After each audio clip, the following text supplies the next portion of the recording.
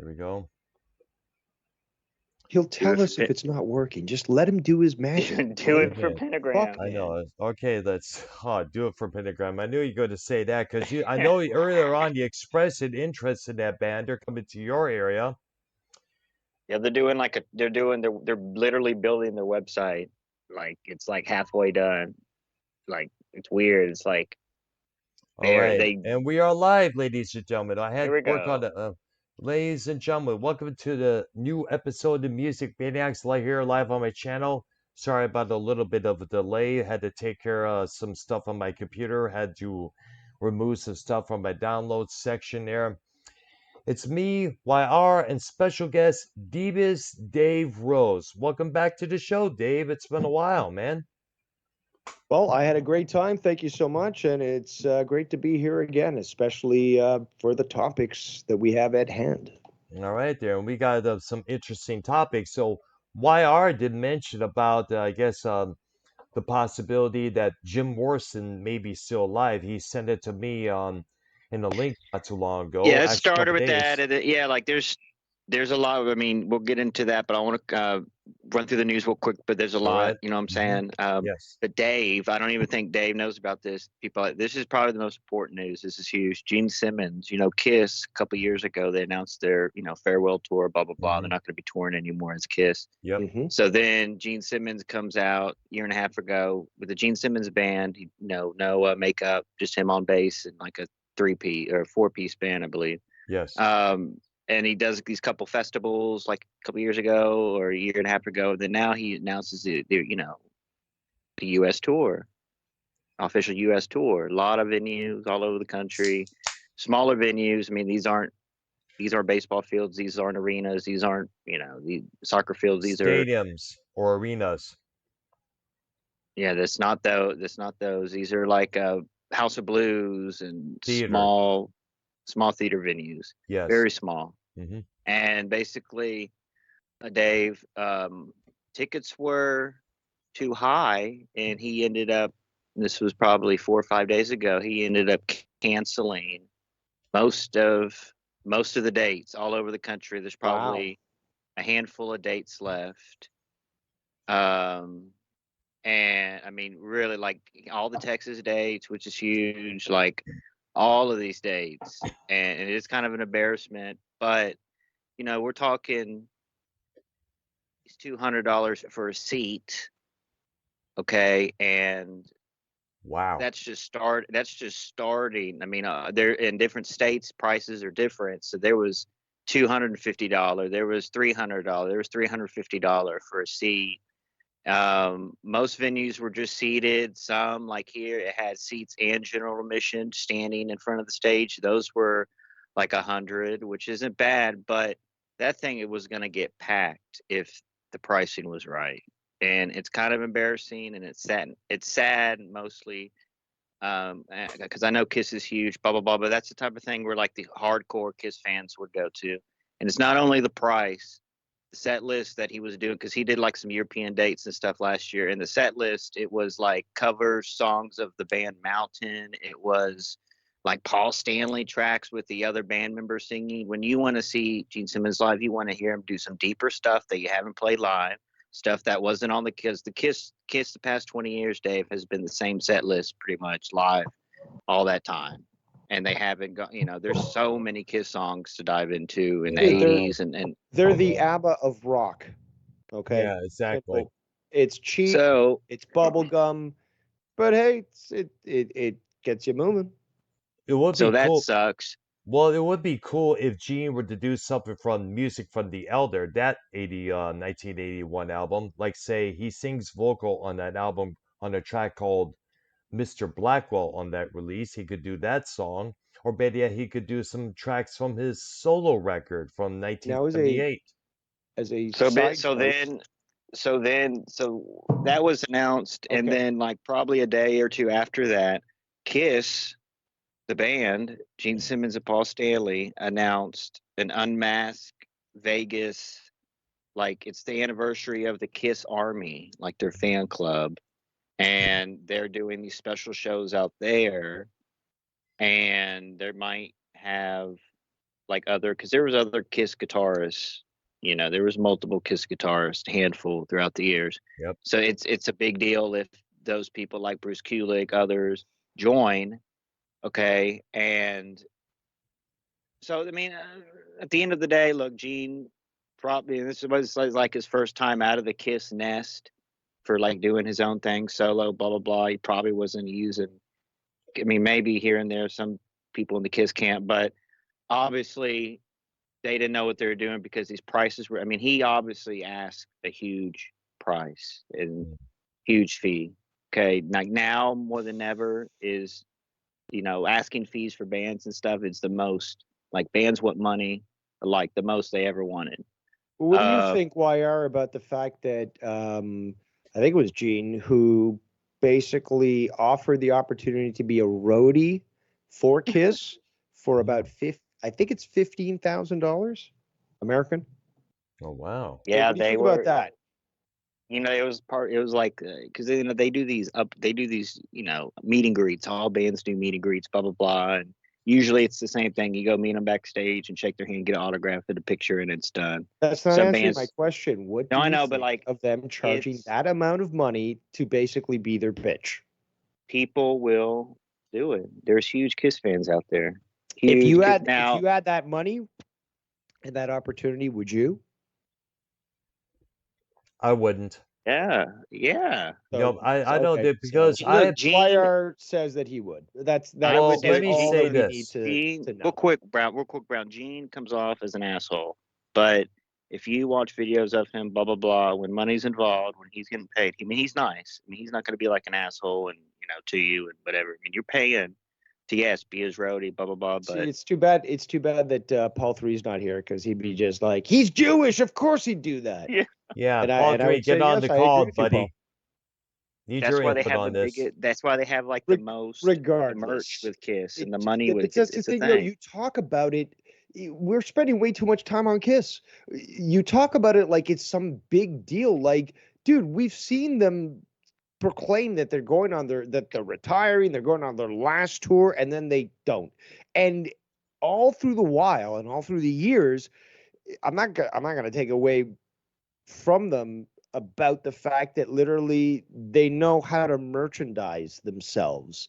So Yes. I mean, it's like fucking Star Wars, like George Lucas knew it's in the fucking merchandising. So fucking, they just made a killing that way. They offer fucking Kiss coffins. I Like, remember that, there's man. no more epitome of fucking Jewish shrewdness than fucking that. So, you know, it's like, I understand they're businessmen. They're gonna fucking do whatever as long as they can, because again, the makeup hides the age, right? So they're gonna hide it. You know, they're gonna fucking go as long as they can, trying to make money. I'm not surprised, and I can't necessarily blame them. It's shameless, but then again, did they ever care in the first place? No. That's why they market themselves so hard. Well, Dave, they do. They did sell all of their pretty much likeness and blah blah blah to this company that's going to Yep. produce them this Yeah, touring Pop-Ups Entertainment. hologram show. Yeah. In fact, they should like, well, they probably will do this, especially if they listen to the show. But if they do what was it James Earl Jones did, or what's his name from fucking Die Hard, Bruce Willis. Bruce Willis, they sold their rights. Like they sold the right of their appearance and their voice to be analyzed and AI. created via AI. Yep. So now their likeness can be utilized till, you know, technology stops working. That is cool. Yes, I believe they did that with It's a slippery Darth Vader. slope, I but believe yeah, they did that with Darth Vader's voice for the Obi-Wan Kenobi series. that and also for the GPS, because there's a GPS voice that you can add to your car GPS, which will instruct you in the style of Darth Vader. And yeah, Bruce Willis, again, he's done so, and he now can be his voice can be used, or his likeness can be used in any movie, even if he's dead. And speaking of Kiss makeup, here's something else that I heard about. I saw it on Facebook not so long ago. It's a makeup palette. It's from Glamlight, and it's basically little. You know how makeup palettes are for girls use, and which color they want to put on their eyebrows, their eyes, or their lips, and Yes. all that. Yes, the Kiss has an official makeup palette courtesy of Glamlight Productions, I guess is what it's called. It costs about $15. It's through glamlight.com. And so, once again, Kiss are now into Brown, the that's Brown. I manufacturing. bought Brown. I 20 years ago when I saw Kiss, one of the cause I saw Dave. I seen Kiss like 3 times, in the past or whatever. And each time I paint the face. I paint Mhm. the face. I paint my face. And I mean, for Which that company, hold on. So who do you paint your face as? well, Gene is hard to do, but I did Gene once. Peter Chris, the drummer, he's the easiest. That's Catman. easy. Yeah, but do you do that? I did that I one was once. actually thinking that you would. I could see I you did as that yeah. one once, and then Paul Stanley's the easiest. You just have to do a star, Very but you got to easy to star. do. Just put a But white that shit's white hard. over You your got to face have. and that one star across Well, you with need your eyeball. some bright red rouge for your lips, but But you yeah, got to do that when you go to the Kiss show. I mean, the that's star on. Well, if you're that hardcore for them, yes. Mhm. But if you're like me, who sees them as the ABBA of rock, I'm not going to paint my face. I'll go to the show. I'll drink a beer there. I'll fucking rock out when some fucking great bangers come out. But I don't treat it like, some philosophical, reunion or anything. It's just like, I know what it is. Okay. What do you feel about you got all to wear the these? capes. You got to But wear I the. don't look down on anyone who fucking paints their face as any of the members of Kiss. I mean, there's chicks that fucking do that, and whatever, man. Like, you're here to enjoy the fucking show. Like, that's their thing, and you guys are sharing with it. Like, why would I hate on that? In fact, that's a unique aspect of certain bands. I mean, yeah, you got that with the Juggalos and all that crap, but Oh with gosh. Kiss, it's actually cool. And Sting. Let's be honest. But yeah, I mean, like, yeah, that actually goes to show that the audience is engaged. Well, Kiss was so. I mean, no other band did this. They had an actual Kiss wrestler in WCW. The Demon, Guys. yes, he was played by Dale Torborg, and the idea was Vince Russo's. Because he That was expressed you. that he was a big Kiss fan himself. In fact, Kiss even performed on an episode of Monday Nitro. I That remember where that actually. I remember that as well. Yes, definitely. All right, are we all kissed out yet, or do you guys? Yes, still- we're kissed Yes. out. Unless you want to touch on that Alex Lifeson thing, Dave. Give your opinion on that. Well, I don't know anything about it. You were supposed to explain it to us. Well, basically, yeah, he said Of Rush, by the way, people. Yep. One of the greatest prog rock, in fact, one of the greatest bands to ever exist. Hmm. But he please, said Getty's my best friend. We do so much stuff together. We play tennis, drink a little too much wine sometimes, and he definitely drinks too much coffee. Blah blah blah. So they jam, still basically is what he's saying. We just, they enjoy he's saying it's a long article, but he says they still, they're in contact, enjoy each other's company. That's good. And that last tour they did, Dave, it was not the R30 tour. It was not packaged or it wasn't advertised as a final farewell tour, nothing like that. But like through the fans and just everything, it was like known, like, yeah, this is going to be their last. I don't know, Dr. Brown, if you knew that at the time, or if you felt that, through the rock radio and everything. Well, I remember there was when did I forget when they did that R30 tour. Honestly, I I think it remember hearing was years back around definitely within 2015 the that they last would 10 be done years. So there after was that. internet, but the rumors and everything was like, yeah, that was their last thing, and it wasn't packaged as I know. Well, from what I remember around 2015 when Lifeson said that Rush were now done after that last tour that they did, I guess people would presume that it was the end of the group because obviously the band had reached a point where they could no longer go on. But then again, rumor had it that that one of the members was going through cancer issues. In fact, I remember hearing that story back around 1991. And it said that the Roll the Bones album was going to be their last album around that time because one of the members was having cancer problems. I think it may have been Neil Peart at that time. And lo and behold, years later, Neil Peart would pass away from the You're big evil muted, seat. What? Dr. Earl. What? Dr. Earl, you're muted. I don't know why. Oh, Wait there a you minute. are. There you are. I don't know why. I never muted myself. I'll grab you check the All right Elon then. Musk. Come on. This is Microsoft we're using, which, by Yeah. the way, the end of Skype is soon. I know Sadly. exactly. Now the thing is, I want to let me touch on that a little bit there. You may have remembered a few times when I tried to call you on your Skype and I wasn't able to get through for some dumb reason. You Yep. think it's going to be easier with Microsoft Teams? That's what they're aiming for, I but hope so. Microsoft knows how to fuck things up. They sure did with fucking Windows 11. Mhm. So yeah, we just have to wait and see. All right, or hopefully so, Anywho, because there were a lot of so times I wanted to call on your drama diners, expressing a couple of things there that you were talking about, but alas, I wasn't able to get through. In fact, you may remember well, StreamYards came into play. Thank goodness for that. yeah, we can always find a workaround and stuff, but All right, good. yeah. So why with the story you were talking about when it comes to Rush? Oh, so like in closing, he's basically said when Neil Peart passed, he like it was like a year for him to grieve, and he didn't play guitar or anything. But then he created this new band, and he's getting kind of reset. He doesn't want to tour or nothing. Actually, Do- I'm glad you bring this up. I just clued in here. I saw a video literally 2 days ago of him um, talking about what his routine is now.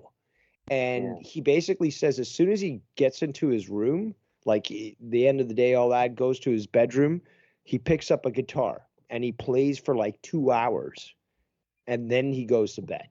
Mm, Um, and like yeah, like this guy is like he surrounds himself with his guitars, and basically any chance he gets he's playing, but just not for a little bit. He's like literally 2 hours before bed. That was a very cool thing I Wow. learned. Actually, I don't know if you saw it. Dr. Brown and mhm. Paul Three does that a lot. Like they play their guitar like at night and stuff. Yes. Paul Three has his acoustic guitar. Um, which does he play? Does it show him like playing? Does it show him playing it, or No, does he? no, but he Uh, was basically explaining that to the interviewer. But again, you would think that he's played. You could think he's played enough, right? That's just one thought. Um, but it's just like it's a passion, obviously, for him. And what some people choose to just I don't know, throw on a movie, smoke a joint, yeah. read a book before going to bed. This guy fucking plays the guitar. Um, so that just goes to show his love of the instrument as well as his dedication to his craft. Which Because he is doesn't good. really, I mean, he doesn't need, I mean, he's been playing mostly the same songs. Yeah, he's got this new band, but mostly the same songs and stuff. He's played other songs, and he can clearly play, so he doesn't need to practice, right? But he just does it because he enjoys it. That's true. All right. All right, Godspeed, Dr. Neil Peart. Brown. All right. Let's get into these conspiracies, guys. Let's get into the meat and Yeah, potatoes. you see, actually, you got this that ball rolling when you sent me a link about the possibility of Jim Morrison still being alive, showing that old man with the white beard, almost looking exactly like him. Now, there have been rumors circulating for years that Morrison faked his death to get away from the courts, the possibility of him going to jail for that thing in Miami around 1970. There have been stories that Elvis Presley faked his death, to get away from the spotlights. So obviously, he wanted to get himself clean and stuff, away from the drugs, the barbiturates, the overeating and stuff. In fact, there was a book that came out around the later half of the 1980s called "Is Elvis Still Alive?" And apparently, it came along with this audio recording of Elvis talking to a tape recorder. It's like an audio diary of your sorts, saying everything is in place, the wax bodies and the coffin and such there. But then again, many insiders who worked with Elvis What? said Hold on a they minute. did, yes.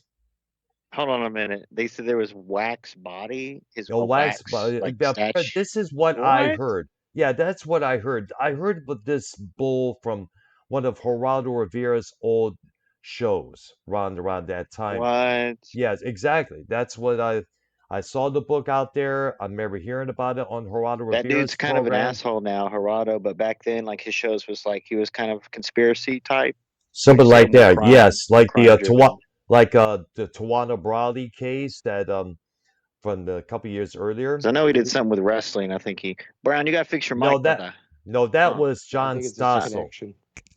No, it's he has that. I think that there is storms Note. in the U.S. today. So, no, why is Gaines, I heard. But yeah, Dr. Earl, yes, I mean, it says right now it's try you another device. Okay. I don't think you're muted this time, but you're not coming in. Let's check the video to see if it's streamed. Looks like it, yeah. definitely dead for real because I remember Now we're getting a feedback, but we can hear you, Dr. Hold on, let me try something here. Graceland Son of a bitch. a long time ago. I don't remember much, but I was a little kid. Elvis is definitely dead because the videos you see people, it's like a JFK. It's like a shock around the world because Elvis died, man. People crying, wives crying. You know what I'm saying? Like it was Elvis Presley has definitely died, But I believe. now speaking of, if we're going to go on Elvis, we're going to start on this. I guess we're waiting for Dr. Earl to fix his issues. But yeah, we hear something like the mic is activating, Earl. Hello? There you go. Okay there. Jeez. I don't know why it's doing that. Okay, you're good to go now. We can. All right What do you there. mean Let's get okay, here. Brown? What happened? What'd you do? I don't know. I didn't do anything. I changed the mic. It's the microphone itself. Right Okay, there. good. It sounds Yeah, better. But now I'm hearing you guys out of the computer. I don't know why it's doing that. But now I can let me able check to this hear out on you the and hear computer. you in Where else through is the it supposed to earbuds. come out of? Because he has his computer mic on. We're not playing IT right now, so I can't Son of a advise bitch, you. dude. Okay, how about this? 1, 2, Dr. Earl, 3, mute 4. yourself for the time being. Well, actually, what? Jeez, son of a bitch. We can hear you. I But can't if, hear you, but I'm unable to hear you for some dumb reason. oh, All right, I okay. can hear everyone. I can hear everyone on the stream too. I hear everyone too, but Dr. Earl seems to have a problem hearing us. But There we I go. say Now we I'm able just to hear continue. you. Well, Now I'm able to well, hear you. All right there. Good. Okay, we can all hear each other now. The Elvis thing, Brown. I don't know. I mean, number one, did you hear like Elvis's his old workers on like YouTube or something? Well, actually, no. This was back in on the Geraldo Rivera show when they were discussing this book Oh yeah, that yeah. came out. Apparently, there were a lot of insiders who worked with Elvis who say they did find him dead in the men's room, dead in his bathroom at Graceland. And the reason why they came up with that conspiracy, that book, was to make money. Well, he looked very. I mean, there's I guess this it's a joke in the business, but the skinny Elvis and the fat Elvis, and those fat Elvis pictures, that big Yes, I Hawaiian remember. live show. And he very Yes. unhealthy looking, Dave. He looked very sweating, and he looked very bad. Dave, I like the fat remember Elvis. I remember even as a kid that conspiracy was put forth in various ways by various sources, often to the point of ridicule. So the Inquirer, for example, I remember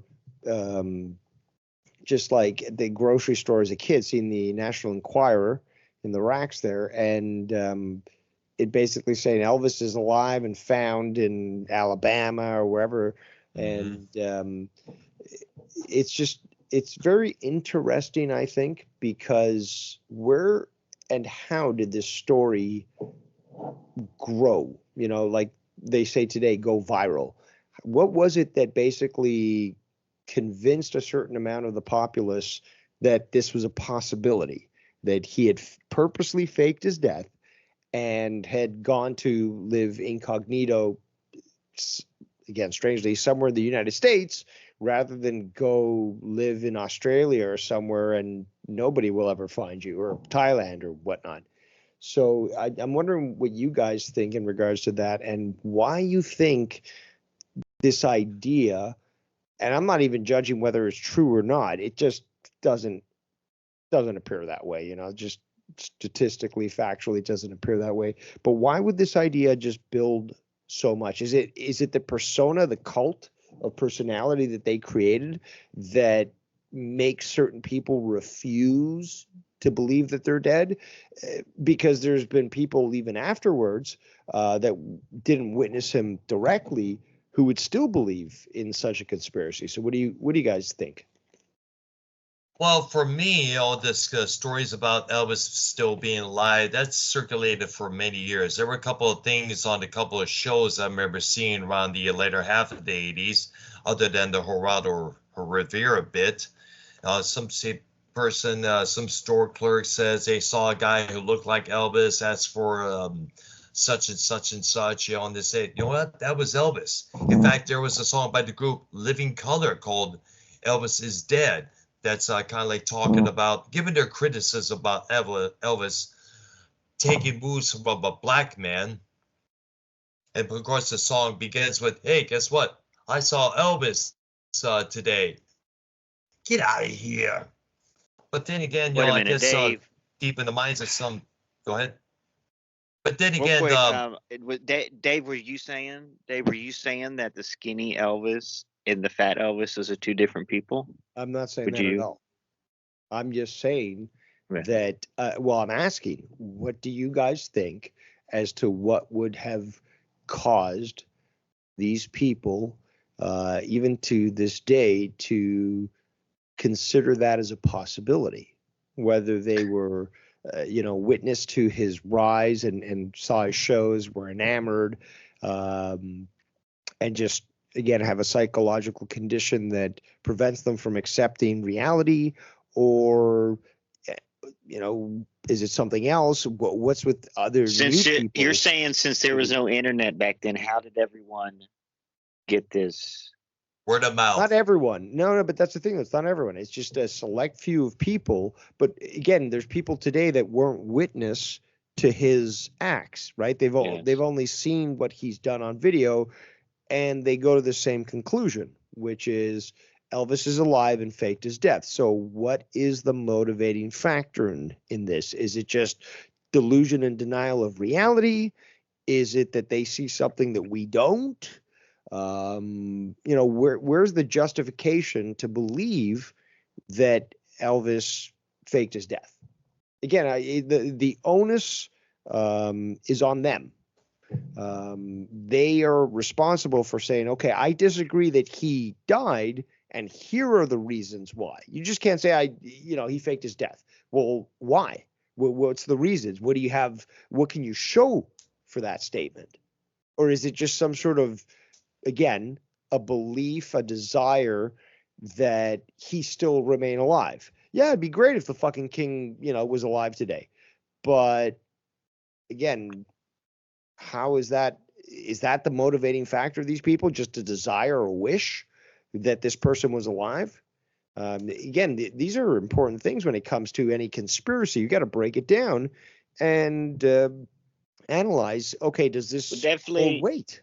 Definitely, if, like Brown was saying earlier, if there's books or newspapers, articles, blah blah blah, being made about like stories, like you're saying, even by the National Enquirer, you're going to trust them? Well, the money factor, Or the like, World hey, Weekly News, we can make some money saying all these stories about Elvis, how he could still be alive, and make sure you pay for next week's premiere article to see if we did find, it could be something like that too. But definitely money would be, I was going to say that the as root. well. the root. Obviously, people love buy into that kind of stuff. They I mean, but enjoy do listening y'all to that stuff. personally, and y'all are, and Brown's older than you, Dave, but do y'all individually believe that Elvis died for real back then, or do you think he's still alive and all that? Personally, I both of y'all. I personally believe he is dead because if Yeah. it's so, he would probably if he if he is still alive, most likely he'll probably be living somewhere, not just incognito under a different name, a name change or something like that. But then again, there's a possibility that maybe he may have faked his death to get himself clean, to get away from the trappings of fame. I mean, like, fame is a machine. It's a cage when you think I about it. Okay, so here's my take, YR. I disagree with Dr. Earl about him trying to clean himself up. He was too far gone with what fame had been brought to him. And I don't even believe that his handlers would try to help him fake his death. What I do see is his handlers, again, because in the music industry in Hollywood, there's always the handlers, the people above them that puppeteer them and utilize them. I can't remember his name, Dr. Earl, the Colonel. Yeah, the Colonel Colonel guy. Tom Parker. Yes, thank you very much. And the guys that that hung around Memphis were known as the Memphis Mafia. And thank you. And again, these weren't nice people. But in these times, around basically they encourage drug use and all that sort of thing, and we've seen this throughout the music industry and Hollywood. Oh, here's some drugs, I'll get you hooked up and all that, and they get them to a point where they're falling apart. And these people, their motivation is, once they're dead, because I'm connected to them, I'm going to profit from that, and I'll be able to profit into the future. Again, they see this happening, and they allow it to happen. Let's not forget the doctor that Elvis was seeing them that kept prescribing all those pills and such to him. He was making money off the king. Another conspiracy, but related, is the exact same thing happened with Michael Jackson. I was going to mention that as well. That doctor who prescribed all those pills Dave. MJ. And you know what happens when a star who is very popular dies? Their fucking stock goes up. As soon as the death's announced, you got people fucking buying tracks on these streaming services, whatever, Spotify, whatever, like iTunes, going to stores actually and actually buying a CD. You have that stock immediately increase because of the recognition, the story recognition that's going on. And then you have an increased interest because now that they're dead, anything that came out earlier or whatever is now hot stuff. So it's increased its value by them being dead. Kind of like Queen, right? Yes. And John Lennon, when he was murdered back in 1980, sales of his albums, especially the one that came out, Double Fantasy, increased, went to #1. I remember seeing news footages on TV stations of people line up on a long lineup at record stores purchasing his solo and Beatles albums. What about that conspiracy, Dave? The John Lennon, people say Yoko Ono broke up the Beatles or whatever, and John Lennon did heroin drug. And I looked it up the other day on AI. It's saying Yoko Ono kind of pushed Lennon to keep doing heroin, and maybe she probably consumed herself. And to get to Lennon's fortune was the quote. To get to his fortune, steer him down a road, of death. Obviously, he was shot by this. What was the guy who shot him? His name? Mark David Chapman. He was a disgruntled fan. He's still alive and locked up, I believe, right? Yes, he is. He was denied parole so many times. It's like he's never good to get out, no matter what. It's like, did Yoko Ono allegedly hire this guy, back then to do No, this? no, How do we know? I no, mean, no. that's the part of the First conspiracy, of all, though. let me explain about Mark David Chapman. Chapman was a disgruntled fan of Lenin who felt that Lenin sold out. Remember, in the 1970s, John Lennon was this radical, anti-Nixon, preaching world He was like a peace all super, around. I like a, got a Yes. bridge to he sell like, you in Brooklyn. he was like a Hmm. super leftist, No. Dave, would you Okay, say? I'm gonna have to take over. And I'm MC Dave. Why? It's a stupid joke, but I'm the master of conspiracies here. Sorry, I'm gonna have to take over. Wire, you are in fact correct. Remind me again. Summarize what you were saying. I'm a little stoned right now, and I'm also like dealing with you know I had a good conversations that point. are going sort of sideways. Now, this is good. So, Brown, you were saying. Oh, John Lennon. Okay, here we go. Yeah. Yes, I'm looking correct. at my list Yes. again. I'm writing also as well. Okay, so Yoko Ono actually is known for doing witchcraft, and the other members of the Beatles admitted that and are on record saying that his demeanor changed once he got hooked up with Yoko Ono. You've got that video, that clip, that song. Sorry, you've got Lennon. You got Chuck Berry, and then you've got Yoko Ono. You guys all seen that fucking video on YouTube, Yeah. right? Where she Yeah. just tries to get in there and like Barry's not having it. Yeah, but I can't remember what exactly it was. I'd have to quickly Google it, but she's attempted. Some people were scared of her because they thought that she was going to cast a spell on them because they understand that she's a witch, and that actually unfortunately this conversation now we're at the precipice, and this is the way you use it, Wire. We're at the precipice of a very deep rabbit hole of information, because you're talking about, Wire, about this scene, and it all connects to what's called Laurel Canyon in California. Now, what's crazy is that in Laurel Canyon you have a bunch of artists that have houses there. This is where Charles Manson was known to frequent and stuff and associate with actual artists. And there's also a lot of individuals, including Jim Morrison that we were talking about earlier. Their parents basically work with military intelligence, Navy, Air Force, whatever, CIA. So you have these people who are growing up with families that are. Oh, I hear some reverb. Dr. O? Yo, no, it's not me. Yeah, it's coming to me. Oh wow. I don't know why it's doing that. But okay, so yeah, it sounds good now. But here's the thing. So Jim Morrison, for example, his dad was Navy. Jimi Hendrix.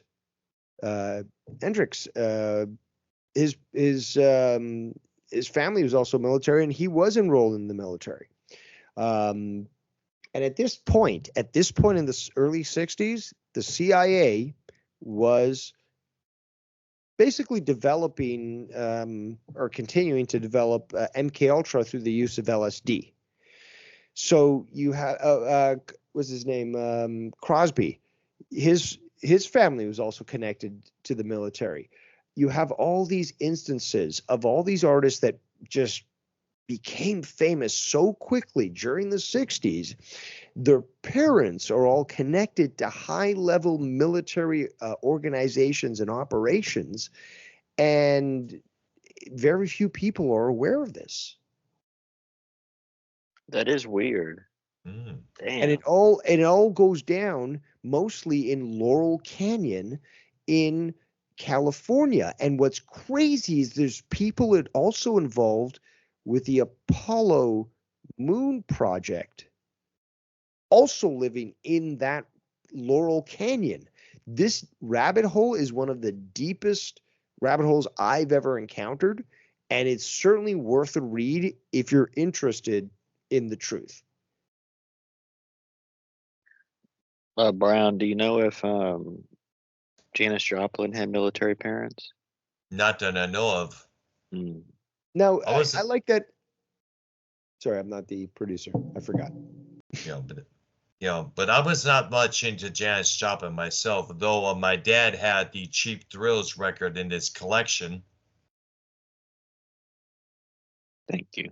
But I'm trying to hold off on these questions. I'd like if Paul 3 could be here to. I know. Why not? Get a hold of Paul 3. Get his ass on board. I think he said he'd be here if, once he's ready. But like, I don't want to ask these questions that will take away. Let's stay with the John Lennon, because Brown, you seem like you kind of like you support Yoko Ono a little bit. I don't know. Let me. Me and Arcnolia discussed this a couple times on our shows when we worked together. In fact, many people put Yoko as to blame for the Beatles breakup when it was never really true. The problem was the Beatles were having issues with trying to who's going to be their next manager after Brian Epstein died. They were trying to run Apple, but they didn't really have the creative know-how to do that. You need a management to help you into that direction. And if you listen to the Get Back documentary, even Paul says himself, ever since Brian Epstein died, there has been no discipline. Now, there was one thing that was important in that documentary, Yoko Ono being there with the Beatles while they was rehearsing their songs. Now, the rule book said that no girlfriends or wives were allowed in the recording studio while the Beatles were making their songs, period. Lennon broke that rule deliberately. Was she Vietnamese or what? Japanese. Japanese. Okay. Yeah, she was 7 years older than John. And how did John Lennon meet her? Like, I'm not too sure, but I guess what it was, he was introduced to Ono's previous husband, Anthony Cox, and I guess they hit it off. John Lennon, he was not happy with the situation that he was in with his wife at the time, whose name was Cynthia. In fact, Lennon, I guess, according to sources, one of them being Sir George Martin, needed a partner, kind of like a tag team partner, and Yoko fit that description very well. They were all always together, crusading for world peace, crusading against Nixon. In fact, but however, the thing was, I guess the reason why Yoko got most of the blame was because when you think about it, a woman of the 1960s was, according to some people, not to have a mind of her own, which Yoko indeed had a mind of her own. Well, back then, Brown, would you consider like John Lennon and Yoko being like, the far progressive, left-leaning, liberals that we see today? Like, Well, I don't know if Lennon was still alive. I don't know if he would appreciate or he probably put into deep question some of the far left antics that we have seen. I disagree. This guy was a raging leftist. Yeah. Close to the end of his life, did he start to, and this is the weight of actually the Paul McCartney issue, but the weight of reality of what he was forced to do, what he chose to do himself, started to get him saying that, he disagreed with certain things, that certain things weren't true. And that's why they took him out. I mean, these are like nudists and stuff, Brown, back then. Like they were nude. That's very, very extreme. That's these people walking around nude and everything nowadays in San Francisco. Well, it wasn't just sad. It's like, well, let's not forget Lenin wrote the song Revolution as a call out to the anti-war movement, because members of the anti-war movement were basically doing the same thing like that the army was doing, throwing bombs, hand grenades, gas bombs, striking people with signs left or right. It's like, if you're going to try and end violence in another country, why are you trying to use violence in order to end violence? Doesn't really make that much sense. Well, it takes violence to end violence, but you have to, without bursting Dave Rose's list open. We're waiting for part 3. I want to touch on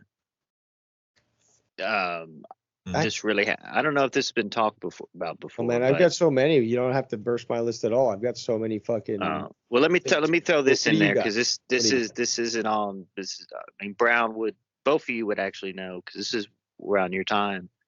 But when Nirvana, when that Smells Like Teen Spirit video, I guess that was like when they played that in America on MTV, that ended all the 80s shit, what they call glam, hair metal, whatever.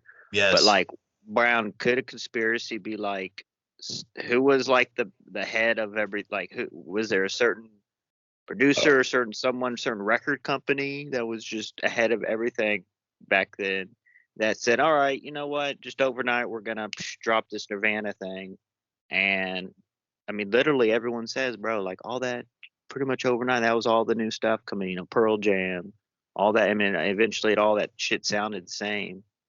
All those bands, all that grunge always stuff, was. but Grunge is a dark time in music. It basically was supposed to fill the void of metal and glam rock. And it basically replaced guys that replaced bands and shit that were talking about, drinking, fucking, fighting, hairspray, makeup, open shirts. Well, they weren't singing about that. They were, again, wearing that. But what I'm saying is that the song content was about being a man. Meanwhile, fucking grunge was like, oh, I'm so sad and blah blah blah. And it just, I need heroin to fix my it's a problems. Stain on the mark of American rock music. I was never a big fan of the grunge singing myself. There is a lot of stuff you can appreciate now, though. I mean, a lot of that Alice in Chains stuff. Nope. You don't like Alice in Chains at all? They've got some okay stuff. I won't. I mean, Smashing Pumpkins. Okay. No, but I mean, hold on. Hey, no. You know what? I disagree. I don't think that fucking Smashing Pumpkins is grunge. Well, no, more alternative, but just 90s based. Yes, there you go. 90s. There you go. 90s as a whole, though, right? Grunge was because there's so many. Well, what about? Oh man, there's so many different genres that were created in the 90s. Jam bands, Blues Traveler, Spin Doctors, all inspired by the Grateful Dead. Industrial, Dr. Brown. Oh yeah, I was big on that. Again, I'm talking about genres, and Wire is correct. Industrial is one of the many genres that basically was drum and bass. Drum and bass basically started in the 90s. Dub music. Dub music also. Again, like the 90s actually spurred a lot of different genres.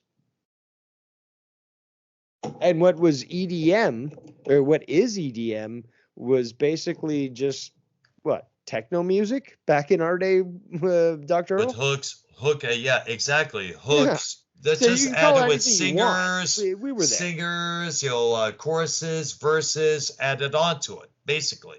Yeah. Or it's a basic real house music. Yeah. House music. Oh yeah. Out of Chicago. Well, the conspiracy, Brown, is like, with going back to the Nirvana thing, was like, who made that decision? Like, what person or what record company? It's like someone had to be in control of the scene or something back then. Yeah. Maybe MTV in itself was like, well, I think what it is that when that video for that song dropped on MTV, then it just took off. People caught on, kind of like the Austin 316 phrase that went around years afterwards. I mean, like, at the time, the hair metal scene was kind of like getting, wishy-washy, overdone, overplayed. Like every other band who was years before had to copy that scene. One of them, Twisted Sister, to be exact. Remember for a brief period of time they took off the makeup. Started dressing more like a Victorian look there, like all the other hair metal groups at that time.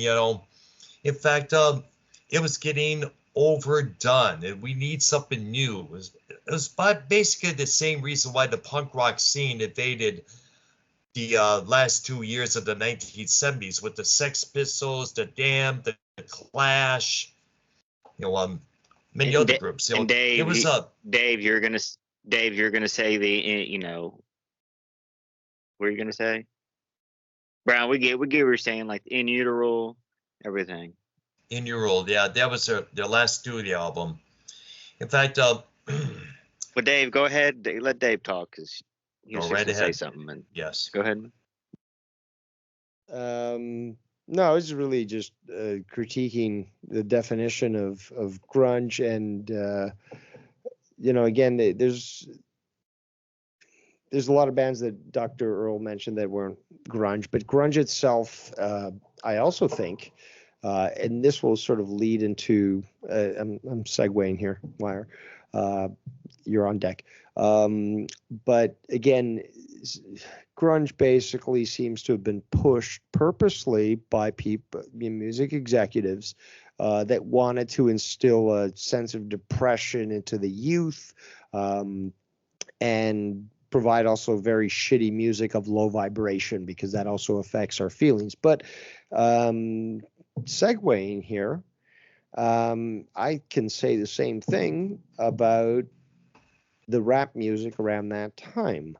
And we have Oh yeah, gangster rap. well, not only do we have evidence that the CIA was involved, with supporting music producers, always Jewish, and basically trying to change rap, what it was in the 80s, which was uplifting and it was very different, to also very low vibrational, Gangsta. energy, gangster type, music that would sort of promote a life of degeneracy and crime, and as such create social changes simply through music. Because again, the CIA recognized that when you uplift somebody to a certain position, you have a lot of people that are very susceptible to their influence, especially the youth. So if you make them popular, then people will try to emulate their example. So this is what obviously occurred with that sort of example with gangster rap music. And then again, you have people idolizing a life of crime and living in jail and getting raped and all that shit, but they're fine with that because of that influence. So two people that were very much involved, and I totally believe that they were in control, or they were under the control, I should say, of, again, these music executives and then themselves, the CIA and so forth.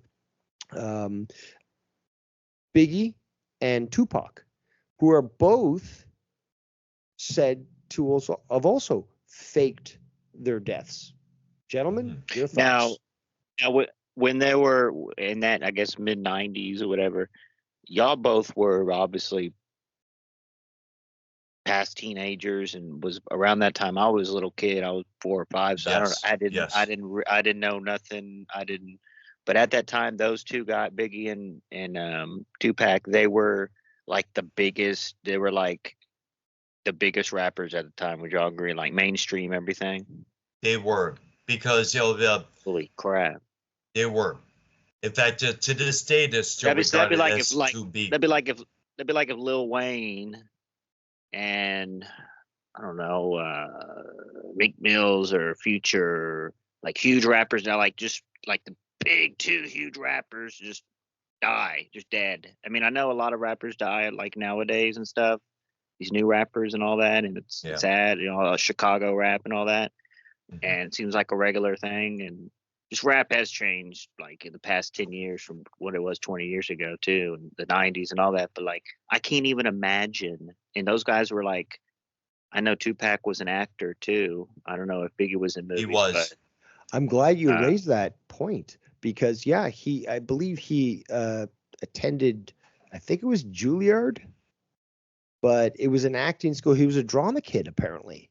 He grew up very affluently. It wasn't the story that was fed, that he was raised by a single mother and all that. Obviously, he got noticed, and he was given these opportunities to take on this persona. And Also, Dave I didn't believe he was gay, because from all the evidence that I've seen, looks like he was a homosexual. But that seems to be very consistent with Hollywood and music industries, is that they will, attract that, or they will, go for that. Sorry, Wire, what were you saying? Brand wasn't Tupac the first one to smoke weed out of a blunt, out of an actual cigar? Like, didn't he make that thing? Well, actually, the one who smoked was on stage, I could think it was. Well, no, just like made it a thing. I heard stories that like, all the rappers, even Snoop, got that off of Tupac, like started putting his weed in cigars back I then. think they all did at the same time. Because that was a on, major thing back, man. like, I don't know, Dave, weed back then, it had seeds, but like, I guess there was other weeds that didn't have seeds. So like, there was, I never smoked this stuff, so I wouldn't really know about that one, to be honest. Yeah, the stuff that doesn't have seeds, fucking male, and doesn't get you anywhere close to the high. But that is a conspiracy too. Like, did Tupac invent the marijuana blunt, basically, on that? that's funny that you say that. But again, in the Americas, for example, where they had tobacco and they would roll nicotine in tobacco leaves, they also had access to weed, so they would do the exact same thing. And it's not a new thing. It's not a big thing. People in all worlds where they've got fucking cannabis will realize somehow that the best way to consume it is to roll it up in a leaf. You dry out the leaf, then you fucking put your dried out flower inside, and you smoke the shit out of it.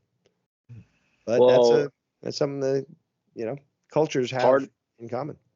Part of the conspiracy guys of, which maybe at the time, was Diddy around at that time? Oh yeah, he was. Yeah, he was. Yes, in fact, he was an executive at Uptown Records during the New Jack Swing era. And I'm glad you bring this up, because both of you guys, because some people have postulated that Diddy had a hand in Biggie's death, allegedly. What's interesting, they should say that there was a report that came out a couple of years ago that Biggie had a hand in Tupac's death. Well, allegedly. That's always been the story. That's always been the story, is that they set each other up to get killed. Because they wanted to rule their rap world. It's a little too simplistic, especially when you look into the background and motivations of those that would have benefited from both of them dying. And then again, there's the opposite side of things, where some people claim that they both faked their death. Some people said, I saw Tupac living in Jamaica. YR, I know that you're interested in this topic, but what are your thoughts of either of them faking their death and going to live as a recluse somewhere? I've seen people over the years have pictures that, people that look like Tupac, and honestly, like, didn't they have autopsy pictures of all these people though when they pass? I think there may have been one of Tupac. I remember seeing one time when I was working at that one restaurant. Because if you're like, that's just so hard to believe. Like, if you're on the top of the top in your famous life, if you're on top of the world, basically, like they were, why would they want to? Unless it's like some type of Epstein situation. No, I agree. Would they, I have to agree. For money, with obviously. I have to agree with YR, because let's go through this logic here. Okay, so you're on top of the world. Now, you can make your estate, not you, but you can make your estate richer by faking your death. Now your stock just raises dramatically now. Everyone's remembering you and giving you tribute and all that stuff, buying your shit, blah, blah, blah. But you're not going to change everything. The life that you were living before on top of the world has to change. You're going to have to get surgery or something so people can't, Recognize you. You may have to move to a place where it's, unless you move to the Middle East or something, and that would take some work. Where are you going to go to live the same level of luxury that you were living before on top of the world? So I don't see that happening. And I can't remember who it was that we were talking about, so I'm a little stoned. That I said that they would not choose to die or fake their death, sort of thing, because they're Elvis. I'm retarded. But yeah, like, they're living the lap of luxury. They've gotten into the habit of living this largesse, with all sorts of luxury. They're focused on that, not on anything else. And those around them can basically, control them and benefit from it, profit from it, let them die, and, be a windfall for them. I know one thing I got to say about about Tupac and Biggie is that I think one of the most atrocious things that it came during the 90s rap scene was the East Coast West Coast feud that went on around that time. Because West Coast rappers were beefing with East Coast rappers, and few of them were getting shot. And that was upsetting to know. In fact, you may remember the beef between Biggie and Tupac came about when Tupac was he got shot a couple times out in the streets in New York City. Biggie was upstairs in his studio cutting down some lyrics for his track. When the news report came out, when the cops were around, who came outside to see what was going on? Biggie. And right away, I guess Suge Knight took that as an opportunity to, hey, let's blame Biggie and Diddy for what happened with Tupac. So this way, Suge and his Death Row Records will remain on top of the hip hop game. And Suge was a pretty intimidating and threatening individual. There's no secret about that. Well, rap is probably the worst music type of music that, like, genre. The longevity. You want to say genre, yes. But the longevity, like, rappers from the 90s, really only Tupac. He doesn't really put out new albums. Like, just the longevity of a rap career isn't that long, to be honest with you. It's like they got the new flavor every other month, and nowadays there's so much rappers and blah blah blah, and it's really garbage in my opinion. But like, like, what would have Tupac and Big have been now? I honestly think they would, if they were still alive. If they were still alive, one of the first things I believe they should do is get a hold of these young rappers out there today and smack them around a few times and teach them how to do the game properly.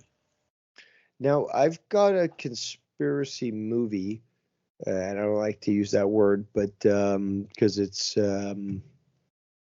denigrating, created by the CIA to dismiss anyone that might question the official narrative. But there's a movie that discusses how the LAPD was actually involved in either allowing Tupac to get killed or Biggie, or maybe potentially being semi or fully involved in that, allegedly. A lot of I don't know if you guys have ever seen that video, that documentary, but it actually interviews a guy that was formerly of the LAPD, and he's the one that speaks on it and admits what he believes. Yes. Well, again, some of the stuff he got involved in. So allegedly, he knows what he's talking about. There was also a guy who may have had a hand in the Biggie Smalls shooting, because who used to be an LA cop. He used to hang around Suge Knight a lot. He used to dress in red, representing the Bloods, one of the two notorious LA related gangs. Street gangs, Dr. Brown, street gangs. Yes, street gangs. Yes, exactly. Honestly, I do think that, like, they were saying, perhaps, I don't know, like a lot of those songs too. Tupac didn't like the police. He always, said "F the police," blah blah Oh, blah. That was I've got NWA. to interrupt. I've got to interrupt because again, Wire needs to straighten up his argument on this. But there is the reason why some people have speculated that Tupac is still alive is that he did come out with the Machiavelli persona type thing. Yes. And that seems to, because he was stuck in jail, so he was reading Machiavelli. And yeah, he talked about it and so forth, but people, I think, are reading too much into that. I just don't see this guy, faking his death and moving to Jamaica. Yeah. Well, back then, Brown, they were doing the whole, I'm gonna wear my baggy jeans, my baggy clothes, motherfucker. I'm gonna smoke my blunts. Fuck the police. Like it wasn't like, yeah, like the NWA had the song "Fuck the Police," but like, the whole rap scene and counterculture, they didn't like police. Fuck the police, Because it fuck the was pig. because in the inner cities, blacks were committing the most crimes. Some of them out of necessary to feed themselves or their families, and the ones that would bust them were the white cops usually. And let's not forget the Rodney King beating back in 1991. First of all, when Um, I see people looting big screen TVs, that's not feeding their family. Also, No, Rodney King deserved that fucking beating. Nobody saw what happened prior, and we yep, all know that it that was guy was a pointed fucking out in the criminal. book I read. Apparently, Rodney King was intoxicated. He was leading the police on the wild ass goose chase, and then when he finally got to him, that's when all hell unleashed. But well, then what again, about that's the media. can we move into? I mean, we kind of mentioned Nirvana, but like Kurt Cobain's death, right? Which again, I think I was born yet when all that happened, and if I was a baby, but when all that was all over the news and everything, guys, and probably MTV and blah blah blah, Yep, I remember hearing they about it at the restaurant like I was working at. the day they announced, and really this goes for all, like when they announced back then, because there was no internet. Did they always say what There it was internet was, back then. or Just not just used not as heavily used as it is nowadays. well, like the I was point on the is, internet back then. Don't argue. in the 90s, the point is, um, when they announced like on TV and blah blah blah or whatever, like, hey, so and so passed away. Did they always say the cause of death right then when they announced it, or No, because with this, I remember they're like they didn't really give the initial reports. They didn't really give a reason why. They're like, oh, this person's been found dead. The police are investigating. Blah blah blah blah blah. And that was well, it. like what, There was no. a bigger, better question. Do y'all remember? Could y'all, like, was Kurt Cobain being a heroin addict? Was that like a known thing while Nirvana was a thing, or was that all come out It after? was Like, oh, known this he guy's. dabbled, but it wasn't. I don't remember seeing that in the headlines of any sort of music magazine or anything that talked about that as like a main factor when it came to Nirvana. Some people talked about it on the side sort of thing, and like you'd see interviews with certain artists, they'd allude to it, but they wouldn't necessarily say it straight. But yeah, like it was sort of like again, like in Hollywood and music and stuff, like they know who's fucking high and shit. Who needs fucking a few rails before they go and do a performance. So like it's sort of an unspoken thing. So Right. You I know, do that know that. Nirvana is probably the worst. Their Nirvana is probably the worst. A lot of some of the worst crap I've ever heard. But I can I was definitely tell. I'm Hello, so glad you say that because in I fact was I never. ban any chance that Nirvana might play in my car. I've got a list of certain bands that will never play in my vehicle, it's and overplayed Nirvana is one too. of them. It's Overdone, overplayed, way and overdone. but I could see that how that was like just the '90s and how it was. I can see how teenagers and the youth were into that stuff. Like You know who's watching old behind videos. also allegedly who's behind this stuff? Dave Grohl, and I'll tell you why. Because his one of his bandmates, I don't remember if it's his drummer, also died under mysterious circumstances. Taylor And, Hawkins. Yes. Yeah, and yeah, he's a very mysterious character. He actually played the devil in Tenacious D and the Pick of Destiny. Did you know that? Yes. That movie? I heard It's a great about that. movie. Yes. Yeah, he seems to be involved in some very nefarious things, and he always has that connection back to Nirvana, and it's not as cheery as people might think. If people look into this, you're going to see that Dave Grohl is not a good guy. Mm.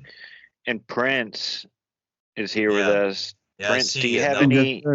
Prince, do you have any opinions on the Prince death conspiracy? And I don't know if that's on Dave's If there list, was a but conspiracy, It seems to be before you say anything, Prince. Well, It seems to fit exactly with the same equation of Michael Jackson, where you have somebody giving them drugs, and oh, they died, and oh, their catalog of music just goes up in price. but that's not the situation with Prince. His record label basically murdered him because he didn't want to give him what was in his vault. He had all that music that they wanted, plus new material, plus old That's material. exactly what I'm saying. Jeez. that's what he's saying. Oh my God, this guy's retarded. No, but Prince, you don't believe Prince is still alive? Like he actually passed for real, right? Did he really? Are there conspiracies that he faked his death, Prince? I mean, all deaths Yeah, could be I've conspiracy. never, Actually, I've never heard because- any conspiracy yes. according to Prince. I remember one conspiracy. I remember Well, we hearing never from really Super saw Bowl his body. Hunter. We never Well- saw the body. Yeah, but then we never saw the body of Jim Morrison. We got to touch up on as well. I think, as well as Paul McCartney. But listen, I remember hearing from Super Bowl Hunter that apparently the Illuminati wanted Prince to be a part of their troop there, and Prince kept refusing over and over. And I guess the Illuminati said, you know what, if he's not going to join, he must be removed off the face of the earth. Well, What? he actually, I do remember that Prince was talking about what's called geoengineering, which, if you're aware of, includes many things, including what some people balk and laugh at when the word is actually official in the military. I've got the microfiche to prove it, but chemtrails. So you have Prince not only talking about the industry itself and how satanic it is.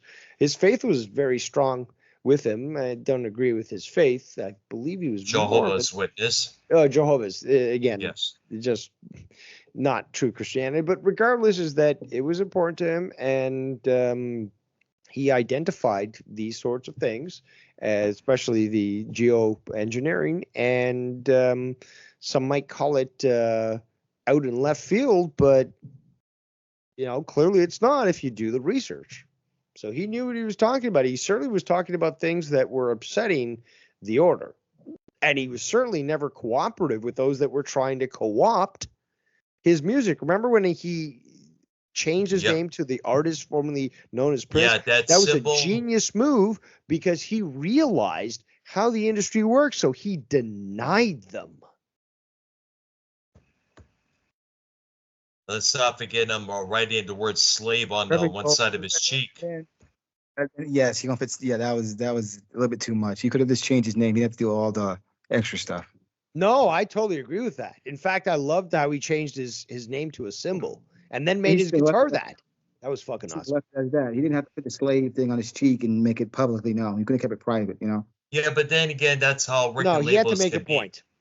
It's Yeah, like ripping remember, up the picture of the Pope. Come on. let's like for example, TVT Records, when they're the biggest acts on the roster, Nine Inch Nails. They wanted to control Trent Whoa. Reznor like crazy. I never supported that Sinead O'Connor ripping up the Pope's picture, but now I do Neither see did I. where. Well, the, I do the, see where. No, I'm more thinking of the current Pope, who's a fucking heretic piece of shit. He's also Argentinian, but yeah, garbage. But yeah, let's continue. Well, Yes. Dave, all deaths in music, or even any famous death, could be just What about- conspiracy.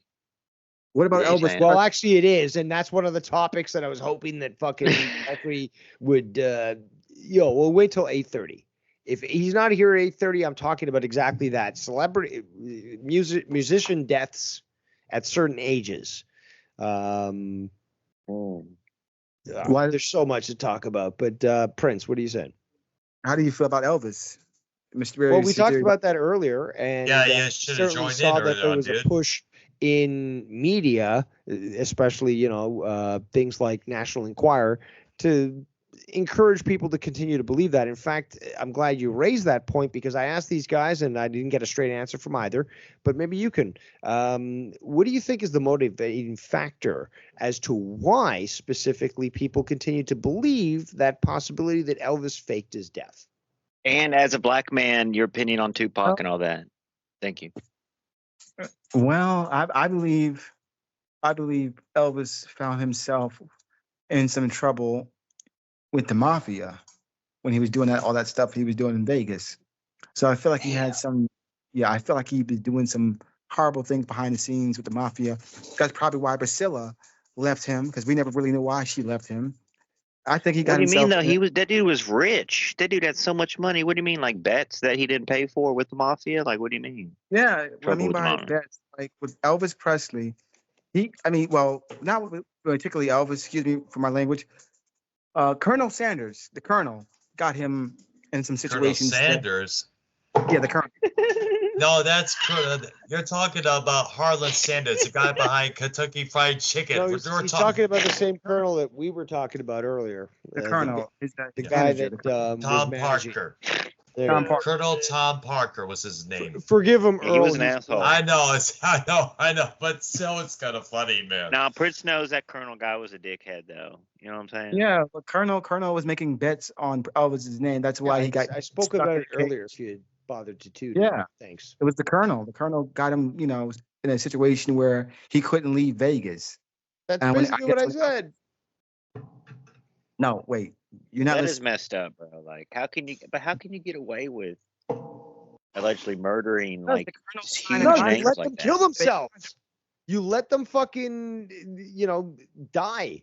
With their You life. enable them to do their drugs and You need everything more drugs? else. You need more methamphetamines there, Elvis? You're looking bad. Oh, yeah, babe. I need something to take the edge off. And then, boom, fucking, you got the guy dying over his toilet. Like, just. Like yeah, Marilyn man, first Monroe, that shit. right? With Marilyn Michael Monroe, Jackson, for yeah. example. He's much more valuable when he's dead. So if you encourage his drug use and stuff that will kill him, and you're his physician, knowing better, okay, you're going to go to jail for a while. But when you come out, you've got that gold egg because that music industry executive decided, you know what, this guy's more profitable dead than alive. Brown, That's do what you they said. think? Another example, Same Jimi thing Hendrix. with Nirvana, allegedly. Whoa. Or better yet, Jimi Hendrix. Well, You keep No. mentioning Jimi- these names, and they're all connected to the story that fucking is one of the biggest conspiracies. wait, time out. Jimi Hendrix's Okay, All story of is these people's parents, all of 8 these minutes, Prince's 8 parents were in the minutes, military Paul, too, or please. no? 8 minutes, Paul. 3. You're not Not here really. 8 minutes and fucking 7 minutes now. Basically, I've got to go into this because you guys keep bringing up all Yes. these names that are all connected. And we haven't even got to Brown. the fucking Paul McCartney shit. Yeah, so let's get it. I'm going to get into that. Paul McCartney most Can't definitely, do it in man. 7 Brown, minutes. real dude. quick. Can't do it in 7 minutes. Well, 7 minutes. I'm just we'll giving put the Dr. Brown, opportunity to fucking Paul 3 to call in. all all three. right, there. Dr. Brown, Marilyn Monroe. Would you compare her to like? Would she be like the Kim Kardashian of today? Would you say? No, fucking crazy. No, I wouldn't think so. I never was into Like what? Marilyn Monroe, but I think Marilyn Monroe would smack the shit out of Kim Kardashian I'm if just she was saying. still I'm just alive. saying in popularity and I'll everything. bring Like, up a wasn't Marilyn conspiracy. Monroe just? Marilyn Monroe was like huge back then. Like Listen- she was. She was, yeah. Oh, YR. I'll bring up something that we can cover in 7 minutes. It is a lot deeper, but okay. So Jerry Garcia, for example, like I was talking about earlier, which is just a fucking whole show. Laurel Canyon. Jerry Garcia connected to the military through his family, and he is obviously was the lead singer of the Grateful Dead, and the Grateful Dead itself also connected to the CIA for handing out LSD, which was being used on people and experimented at the time to determine its effectiveness with a plethora of different opportunities. So, for example, if someone was very suggestive, they would, the LSD would assist in getting information out of them. Again, this starts from the CIA to try to utilize this known drug to put the person that you're, attached to at ease, and to be able to freely pull out information and have them very susceptible to influence. So with the Grateful Dead, for example, there are connections directly to the CIA when it comes to this, and the handing out of LSD. Mm. You guys ever heard about that? This I is remember- actually on record. I think John Lennon mentioned something about that in an interview he did around the early 70s about that. Would you mention there? I mean, I was thinking about that when you was talking about it, but you know what? I would not be surprised. And also, what's his first name? Crosby from David Crosby. Yeah. First of all, he provided sperm to Melissa Etheridge. There we go. Thank you very much. That's why you're the music master. And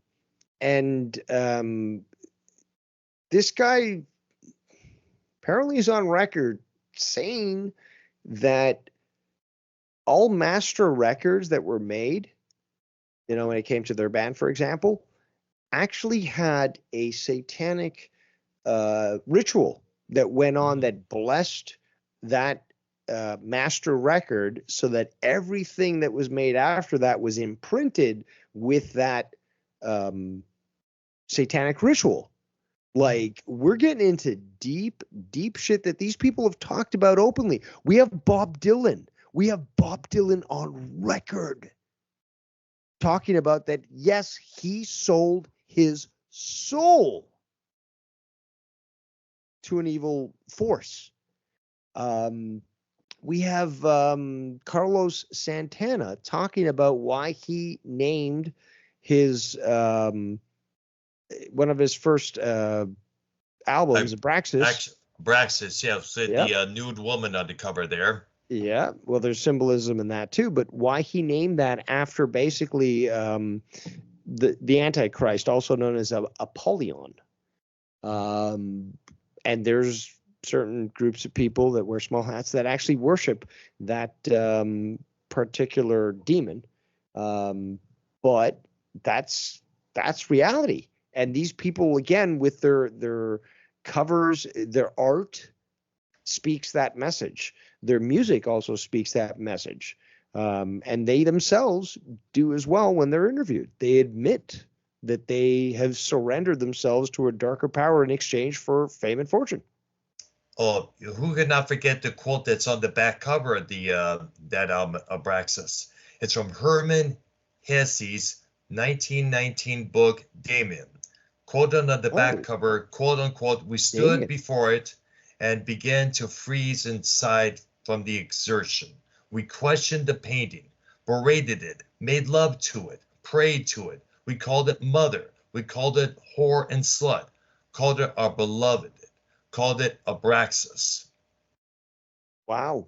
And Damien also is My the God. name supposedly of The well, son of depending the on Antichrist. well, there you go. Yep. Mm-hmm. And the As I say, Damien Isn't is it another spelled here. interpretation, but In fact, the that Damien is movie, spelled here. Omen. that movie, the Omen. Omen. Yeah, Brown. How do you know about that? because he was remember- alive when it was made. The dude. real movie, though, Yep, not the new. exactly. Correct. Brown, In you're fact, all up. How'd you know about a movie that's older than How'd me? you know? No, I'm trying to turn YR into a movie that Disney came out in 1979 called The Black Hole. No, Gotta but look Prince, up that I movie. need to watch The Warriors. Okay. it's been 7 minutes. Absolutely. It'll be 7 minutes and 1 In minute. fact, I the main character kind of looks like Dr. Earl, to be quite honest. But Let me Prince- guess. Michael Beck's character? Dude, Prince- you're always, wearing no sleeve shirts. I mean, like you might as well be wearing a fucking leather vest. I know. Matching fucking leather pants. Patches. Yeah, exactly. No, you got to see that wire. The Warriors. Yeah, definitely. Exactly. Classic. Classic. Brown does look like Leah, but Prince, can you That is before the we get into the 7 minutes, Dave, Prince, do you believe being an African American man, do you feel like Tupac is dead for real, or do you think he's still alive? And what about Biggie? You can't forget about Biggie. But I Tupac think is definitely- Tupac was way bigger than Biggie, right? They're about the same. What would y'all say? Tupac is probably still alive because if you think about the whole situation on how he died, they said there was no key in the car in the ignition. Number one, number two, we didn't see his body, and he's been shot at many times, like 50 Cent. I demand a coroner's report. I must No, see but- the body. Hold on. P Diddy definitely allegedly probably was involved in one of He's the been two. shot If he at. was I used some baby oil on him. You remember when they Red out. had a situation, and yet 50 Cent has been shot at so many times, but yet he's still here? I believe the same situation happened with Tupac. He's been shot at so many times, but yet he's probably still here hiding out somewhere. Probably Yeah, wanted to get away from Suge Knight. That's Exactly. why he wouldn't go anywhere, where he could just blend in with the population. He's going to stay just like Elvis. They're going to stay in the country where they're easily recognized, right? Mhm. I mean, I love a good conspiracy, but come on. Or maybe There- they're over the ice wall that's forbidden that we're supposed to go. Like the government has this ice wall that we're not supposed to go. You're one of those, huh? He's a flat earther, supposedly, or are you playing in jest, good sir? No, the Earth is not flat. The Earth is round. How the hell could that be possible? The No, Earth- spherical. Spherical is the word, not round. That's two-dimensional. Spherical is what you are looking for. Thank you. How the hell can the Earth be flat? Never was. Well, there's people out there that believe that sort of thing, and They're stupid as because fascinating as that think about the theory is, it the could be pyramids kinda easily round. disproved. So easily disproved. But again, we're not here to talk about The Earth. that sort of fakeness. We're here to talk about other sort of fakeness. Let me Okay, there. explain. It's not Paul flat. McCartney. What do you Almost think it is? like- How about Paul It's almost McCartney? like we're in a snow globe, dude. We're in a snow globe. we're in a snow globe, guys, with Paul Negatory. McCartney. No, like we a don't fishbowl? live on a flat Like a fishbowl? plane, a flat infinite plane.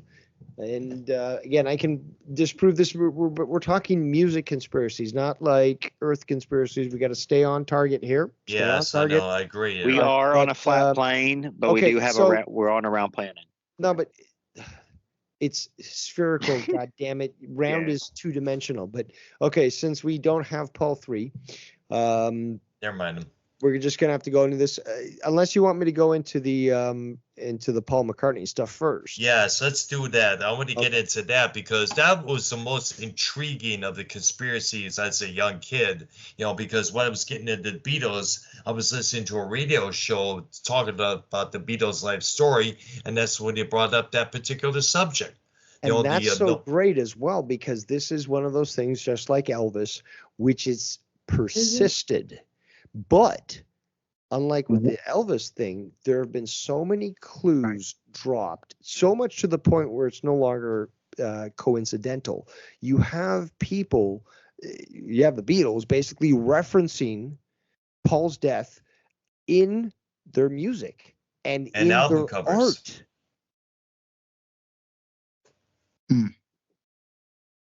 Lots of them. Lots of them. The Abbey Road album cover, you notice the Fab Four. Lennon is like, I guess, a preacher, I guess, or some sort of a. Ringo is the Undertaker. Paul is the deceased one, knowing how barefoot he is, which, by the way, is a tradition in England to bury someone barefoot. Correct. And Harrison is the gravedigger. Yep. Okay, so it goes even deeper than most people see, because they fixated initially on, shoeless Paul, which again is tradition, to bury the man shoeless. But you have all the specific dressing, which again it's not a photo in a magazine buried deep or on a newspaper. It literally is the album cover art, and they're telling you something with that. That's right. It means something. For example, the Yesterday and Today album cover that came out here in the States, the replacement for the Butcher Baby cover.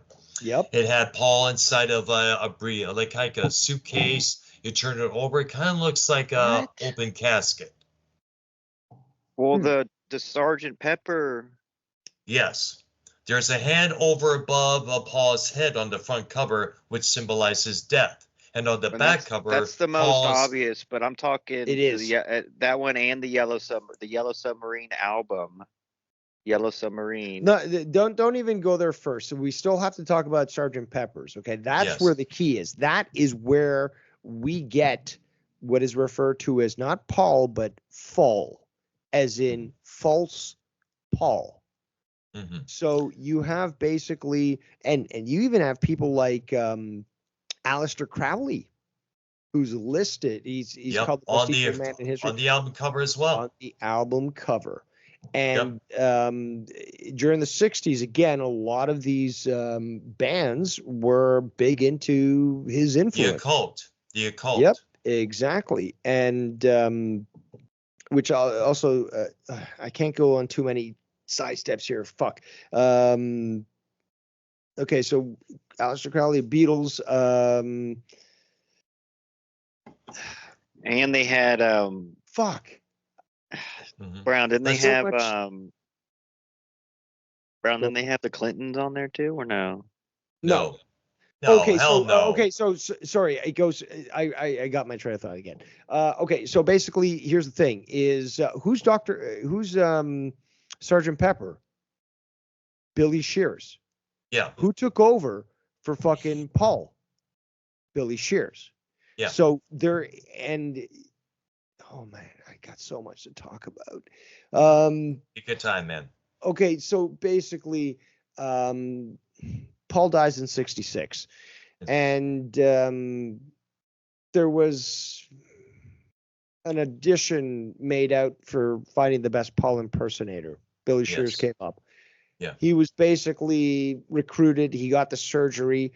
Paul supposedly disappeared for a year after this accident, and that nobody knew that he was involved in. And then he comes back looking very, very different. Also, not actually being able to play the same way. Eventually, he actually got better. But even afterwards, the references were being put into all these different songs that Paul died. Okay, and that's the thing, though. It's not just these stories that people talk about or these, witness reports or anything. It's the stories that they themselves are saying, because they're basically admitting what they're talking about through their music. And for those that know, they're, you know, they're basically aware. But for those that don't, they just don't, they don't understand. They just go along with it. I don't know how better to explain it, but this is, um, it's simple, I think. I do know one of the other key elements, and this has been referred to many times, the lyrics to the last track, "A Day in the Life." He blew his mind out in the car. He had not noticed the lights had changed. A group of people gathered around. They seen his face before. That, I believe, was John Lennon that actually wrote that, because he was advised this happened. Shit, fucking Paul was in an accident. Get down here. So he gets down there, and I've seen a lot of evidence towards this, but he gets down there, and he sees him there with his head cracked open like an egg, because he is the Eggman. Yep. And he writes it, you know, And let's not forget, the walrus was Paul, as mentioned in the Sun. Yes. Glass Onion. Yes.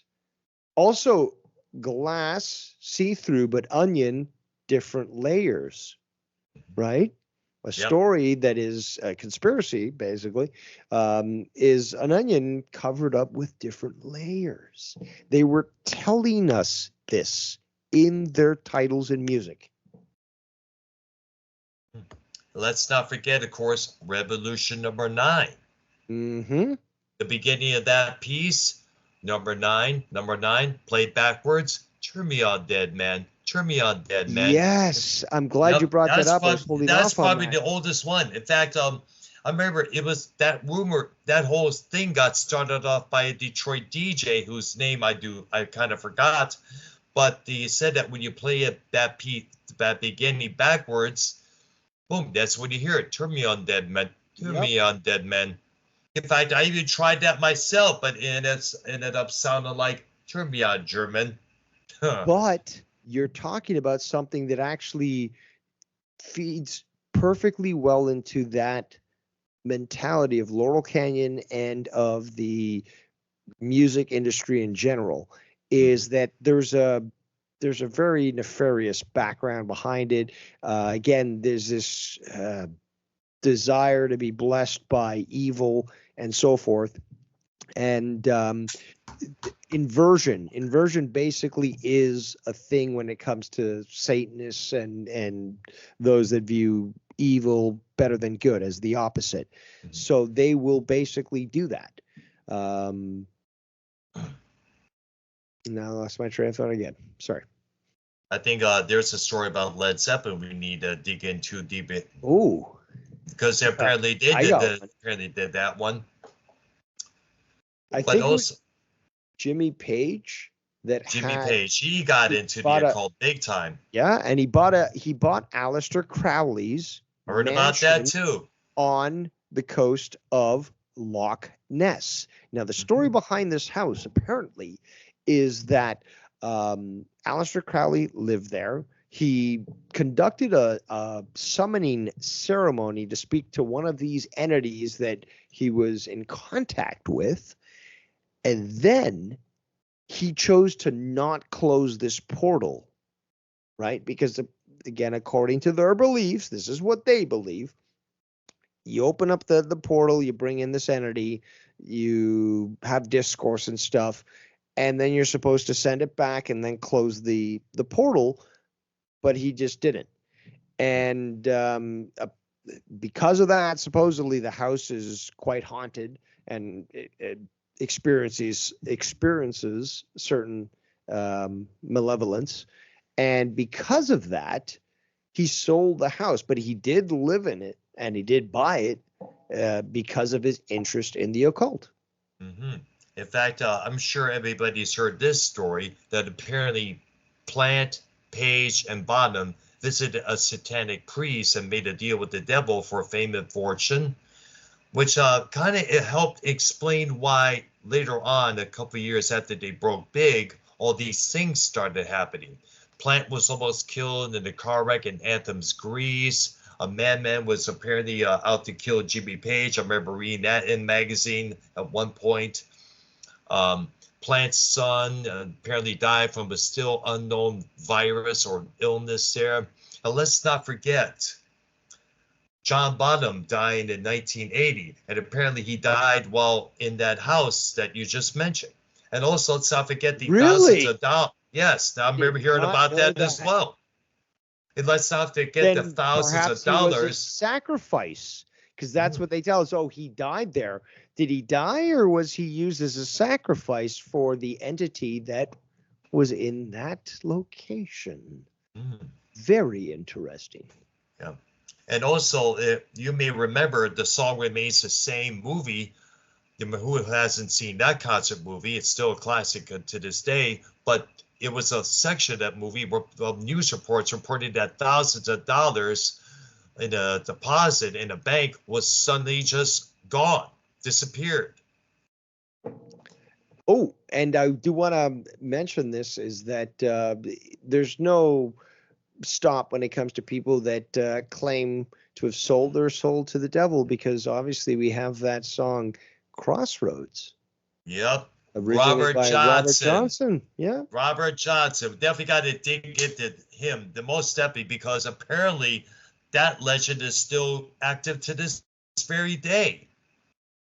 You meet And that. is- You meet is that. it- Ladies and gentlemen, the great Paul 3. About Paul time, three, brother. dude. You missed out. Good. You missed out, man. On a lot of good topics here. Yeah, I'm wondering what Paul has thought of all these different I'm topics that fighting you, we've been able Paul. to cover. I'm giving you a fine for not showing up on the show on time, so I have to fine you $3,000 for that. It's just You're here being for Christ's sakes, Paul. Oh, Come on. jeez. Bro, you're the last one that should talk, man. You are the worst when it comes to attendance, and even Yeah, when you but show up, I you hardly talk. I'll pay my fine Oh, though. boy. But What are Paul you 3 is talking here. about? Keeping yourself on mute all the time is on vogue, as they say in Paris. But I pay my fines. He has to pay his fine too. Get the hell out of here. Christmas, like we did cover a lot of the conspiracies, but like We're still the waiting, main- Fritzy. It was a great show so far. this Paul 3, the Man. one I wanted, because Paul 3, me and him were kind of arguing behind the scenes about the Yoko Ono basically getting John Lennon killed. You're totally against that? You don't believe that happened? No, I don't think. Come on, I man. don't think Yoko had anything to do with getting John Lennon killed. I It think was the that's MK ridiculous. Ultra brand of CIA that got him killed. That's highly more likely than the Yoko Ono theory. Yeah, she's also a puppet. She was actually sent in to fuck him up, and unfortunately, she committed it. You know, she fucked him up, and. Yeah. But the topic that we finally get the guy that he can comment on the other stuff that we talked about earlier at some point. But okay, now that we have basically the whole crew together, I want to ask you guys about this, because you guys are obviously big into music, big time. So stuff, and when you have discourse with other people who are into music about this. So what are your thoughts on the 27 Club? Because this stuff is legend.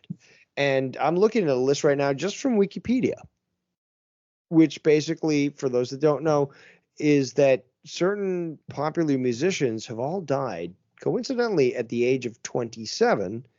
And at certain points, especially from those from the 1960s and stuff, who had the connection to Laurel Canyon. Again, people need to look this up. And again, understanding that when people are dead, they're more valuable than when they're alive, because their catalog just increased in value. I need to know what you guys think about this. Jimi Hendrix, Janis Joplin, Jim Morrison. Those are just 3 different names of people that have died at age 27. And I've got the whole list in front of me. I can send you the fucking the link, but it's just 2 times maybe it's a coincidence. 3 times there's a lot more. So I'm just wondering, Kurt Cobain, 27. We were talking about him earlier. Oh Guys, yeah. what do you think about Exactly. this? Paul 3, what do you think? Have you Personally, heard of I Have think you heard of theory at least? Have you Yeah. heard of Robert his theory? Johnson, the man we just mentioned, he was 27. Yes. Pete- yes. Pete Ham, Pete Ham for the group Badfinger. He was 27 years old Yeah, when he ended his life. Yeah, So, he killed Paul, Go ahead, himself. Paul, See, three. First, okay, Paul, so have you heard of this theory? Number one, is this something that musicians talk about? And two, what are your thoughts? this is definitely something that musicians talk about. I've heard of this theory. I remember when I turned 27, I thought about it a lot. My drummer just turned 28, so we spent a whole year giving him shit that he's going to die at 27. So I've certainly heard it before. I chalk it up to more as coincidence. These people were fucking hardcore on drugs and shit like that, and when you're fooling around with like heroin and cocaine and stuff like that, bad things are bound to happen. So I think the record companies would actually get more out of maybe keeping them around for, I don't know, 10 more years at least, and getting a little bit more out of them and then killing them off. I think 27 is a little young to kill your talent off, in my opinion. But back then, 30 was considered old, so it could be something. But I chalk it up to more as a coincidence and people having too much money and being fucking loser drug addicts. What about Michael Jackson? Michael Jackson was like, what, 60 years old or what, 55 when he died or something like that? 50. He was 50. He was 50 years old. Again, Michael Jackson had access to everything, bro. He had his own personal doctor. But yeah, He his had that doctor also propofol. got charged for that shit. He got convicted Yeah. for giving him way too many drugs. But that's exactly Yes. it, man. He had some shit in his head that was so disturbing that he had to take medical grade drugs to get away from it. So I don't know really what happened with all that, but if you look into I don't want to turn this into political maniacs, but if you Right. look into uh all I want to say is that they don't really care about us. That song, he said some stuff about a certain ethnic group. we'll just Yes, say. actually, I was gonna bring that up, but yeah, he certainly criticized people that Well, if you weren't think too about it, happy. guys, he had his own personal doctor, same as Prince, same as Elvis. They all had their personal doctors loading up them with drugs. So it's kind of this. I think Prince Yeah. and Michael and Elvis, they all went out the same way due to their doctors loading up. Tom with- Petty, dude, Tom Petty as well was like doing like Percocets and all kind of shit like that. I'm pretty sure, and he overdosed. So it's people with a lot of money, celebrities who have access to these Exactly. things in excess, and they fuck up, they take too much, and they die. And sometimes they kill themselves, like Kurt Cobain, or like that was a good call, Dr. Earl. Pete Ham from Badfinger with hits like Baby Blue, No Matter What. I mean, what a fucking great legendary band. And I'll just say, the lead guitar player of Badfinger, Joey Mullen, just passed away this year, about 2 months ago. So that marks that all the original members of Badfinger are now dead. So that was a What good about call. what about their drummer Mike Gibbons? He Is died he had- he died years ago, Passed on too? and yeah, we should actually do a show on Badfinger. That's an amazing and fucked up story in and of itself. All the suicides. Tom Evans and, as well. Yes. I know that. Well, I know that I've liked what I've heard from them, but I don't have any idea about this. Suicides. well, and all that. So that'd be interesting to see. Well, if you guys make Yes, there's suicide letters and all kind of shit like that. It gets real deep, bro. yes. It's crazy. Yeah, there was management problems going on with that band. In fact, one of the members, I think it may have been the other guy who offed himself, Tom Evans, he wrote something about their manager's name being a soulless bastard. I will take him down with me. Yeah, it gets super dark. I think we should actually consider doing a show on Badfinger. That would be an awesome show. I agree, because this group needs to be mentioned. They were considered the second coming of the Beatles, and they were signed on to the Beatles record label, to be exact. They were signed to Apple, and their first. Sorry to cut you off, but let me just throw Oasis. Their Oasis first, was the Point of second order. coming. Point of order. Oasis? Earl, Yes, yeah. I would love to dig a little more into the Paul McCartney thing. I don't know if you have the ability to play the video that I made that I sent you. I did, yes. I did listen. I did watch it. No, but I'm just wondering if you could play that on here so everyone can see it for what it is. and I can go into detail as to why I believe this guy died in 1966 and he was replaced by Billy Shears. All right, there. Let me see. Again, I came to this conclusion after doing massive amounts of research, and one individual that I actually met in real life, way more intelligent than me, and that blew me away because this person had just the most glorious mind, and their analysis of this just really it really solidified for me the knowledge, not the belief, the knowledge that Paul McCartney died in 1966 and he was replaced by somebody who calls himself Billy Shears. Shears. And it just worked out for them. But even at that point, the music industry was like, no, we've got to continue to profit from this, so we're going to do whatever it takes. If we got to get somebody who has a similarity to that person, give them plastic surgery, keep them out of the public life for a year, then they come back, they're obviously different, but we pretend that nothing happened, and yet meanwhile the band is writing songs saying no, Paul's dead. Come on, come the fuck on.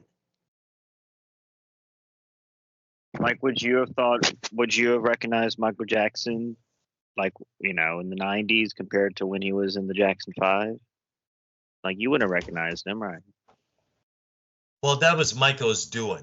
Remember, he went way overboard But still, on the that's plastic like Dave surgery. is. That's real, though. Like, you can really make yourself look not like you. A whole different color, too, and all that. My thing with Sammy Sosa. My thing with the whole McCartney deal and the conspiracy about the dead McCartney is that if it were true, Billy Shears is a way fucking better musician, songwriter, entertainer than Paul McCartney could ever be. Dave mentioned it earlier on. It was like saying, like, yeah, he's obviously. Dude. That's hilarious because, again, I've read this analysis of people who are examining the conspiracy theory, but they're also musicians, and the same conclusion comes out as it's like, well, yeah, the fake one still sounds so much and is more talented than the other one. It's hilarious that you fucking said that, dude. Hey, if it were true, I mean, if the conspiracy is true, then that fact is definitely true. Because think about Wings, bro. Just Wings alone, and his later solo career. McCartney 2 was awesome. McCartney 1 was awesome. I don't know about Earl. You probably know all of his albums. I had the McCartney. McCartney was basically Billy Shears / Paul McCartney doing all the instruments himself on the first one there.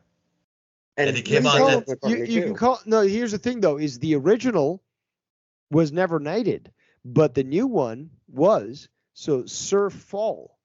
That's how you can differentiate the two. He was knighted.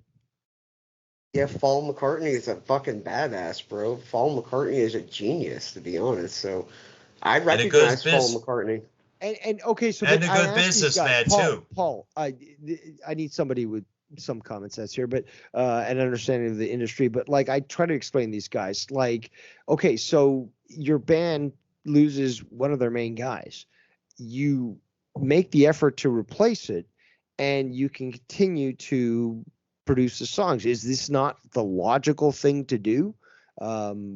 Especially when you are basically just about to hit your cusp of, popularity and so forth. Like, you're gonna want to continue to produce hits and stuff that people will be buying albums for. Absolutely, and on that kind of level, you're talking the fucking #1 band in the world. Of course they're going to need a backup plan. So that would be the only logical thing. You can't just bring a new guy in. Hey, everybody, this is our new Beatle, David. Like, nobody's going to want that. They want Paul. There were a lot of And Paul I explained fans. to these guys is that these people are more valuable, like, dead. So certain bands, like, they're going to capitalize in it, but other bands like this one was just like, we're literally hitting our high and we can't reveal the truth. So we're just going to get somebody to stand in. And was it Billy Shears apparently won, and this is on record, this is in newspapers, won a Paul McCartney impression performance contest. And that's how basically they scouted him and grabbed him up to go for that Sir Paul position. And look at all the crazy shit that's happened in music throughout the years. You know, the payola scandal and just so much shit. All the stuff with CCR and how John Fogerty got fucked over. I mean, this wouldn't be the craziest thing that's ever happened for the largest band, the biggest band in the world, to secretly replace a member. It would not be the craziest thing in the world. So I mean, there's the a lot of craziest thing. theories. It's not the craziest thing. Like No. this is it makes perfect sense. And why would somebody like in that position not do it? Of course, it's the logical. It's Occam's razor. Yeah, it makes perfect sense, and the clues, nonetheless. You know what I mean? It would be one thing if we were just speculating on mere image of a guy, and supposedly the original guy had like a scar or some shit like that on his lip, or the new guy. I don't know. I looked into it years and years ago. There's something about a scar on his lip. Oh, dude, I was gonna bring. We have clues. We have clues on albums. We have clues on the record. The cover album, the album covers. Yes. Okay, so I just posted this link to basically what could be a book, and it's by this person that I knew, and they break it down. They show exactly that with the lip and the cut and stuff, Paul. And again, I made this video, like, I don't know, Earl, if you're going to show it or not to these guys, because it's not very long. Okay. And I'm looking it up right now. It's the one I sent you the link for, but basically it shows, it summarizes basically the whole issue. It shows comparisons between the old Paul and the new Paul and how it just doesn't seem to make sense. And it's a really big and deep fucking rabbit hole. I mean, of course this stuff has been talked about forever because they put it in their fucking cover art. So is there truth to this? It certainly is worth investigating. And when you get more and more hits that seem to confirm that this is the case, you think to yourself, wow, like we were lied to for a long time. And yet we still have people like Ringo and Paul who are still claiming that no, Paul didn't die and this is the truth. Like, that's crazy. And it's not really that crazy because the original Paul McCartney, quote unquote Paul McCartney, his name was not Paul McCartney, birth name, it was James Paul McCartney. So I mean, stage names are not uncommon. It's not crazy that this could be true for sure. I mean, there's a lot of material out there that supports it. There's been numerous documentaries, books. There's been so much done on the Paul is dead theory. So it's not crazy. Yes. Quite okay, but that's also something that intrigued me when Dr. Earl asked me to join this call, because again, conspiracies I love. I don't like that term. It's denigrating, but again, mysteries fascinate me. And it was having created met somebody by the CIA after the JFK. Indeed, but again, having the opportunity to discuss things like this certainly interests me very much. And I'm speaking to people who have been in music in some fashion for a long time, and they know about it. Okay, that's a source of knowledge that I seek. And with something like this, where again, the 27 Club, Jim Morrison, Elvis, all this stuff, like, Paul McCartney, I seek those that are already been hearing about this. Like Paul said, like, yeah, we've been talking about this forever and stuff, because that, will glean some sort of knowledge as to whether or not there's some validity to these supposed conspiracies, or in fact, we've just been lied to for a long time. Well, especially like within the last year, or not even that.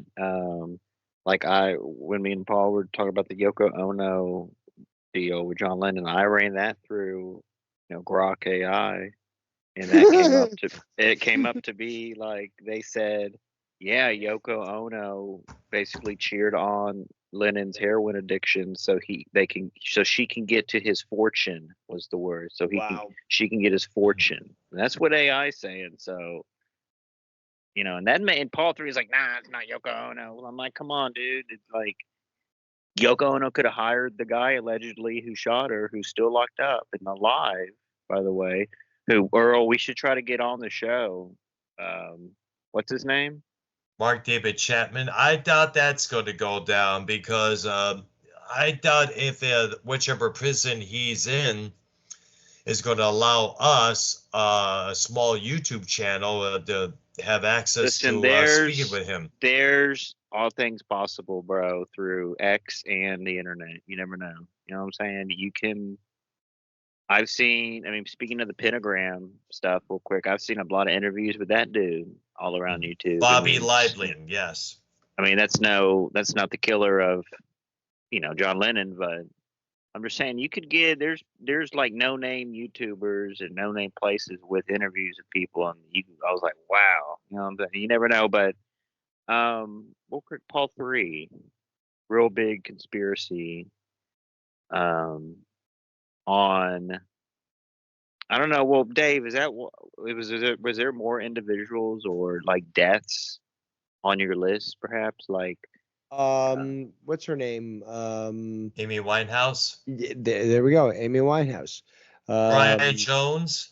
Yeah, there's again, I skipped through a lot, but it's I mean, shit, if Wikipedia is listing the 27 Club as something, you got to pay attention. So there's too much coincidence. Is it Also a, put the deaths is the most, like, deaths. There's got to be, obviously there's clear cut deaths, but there's got to be some.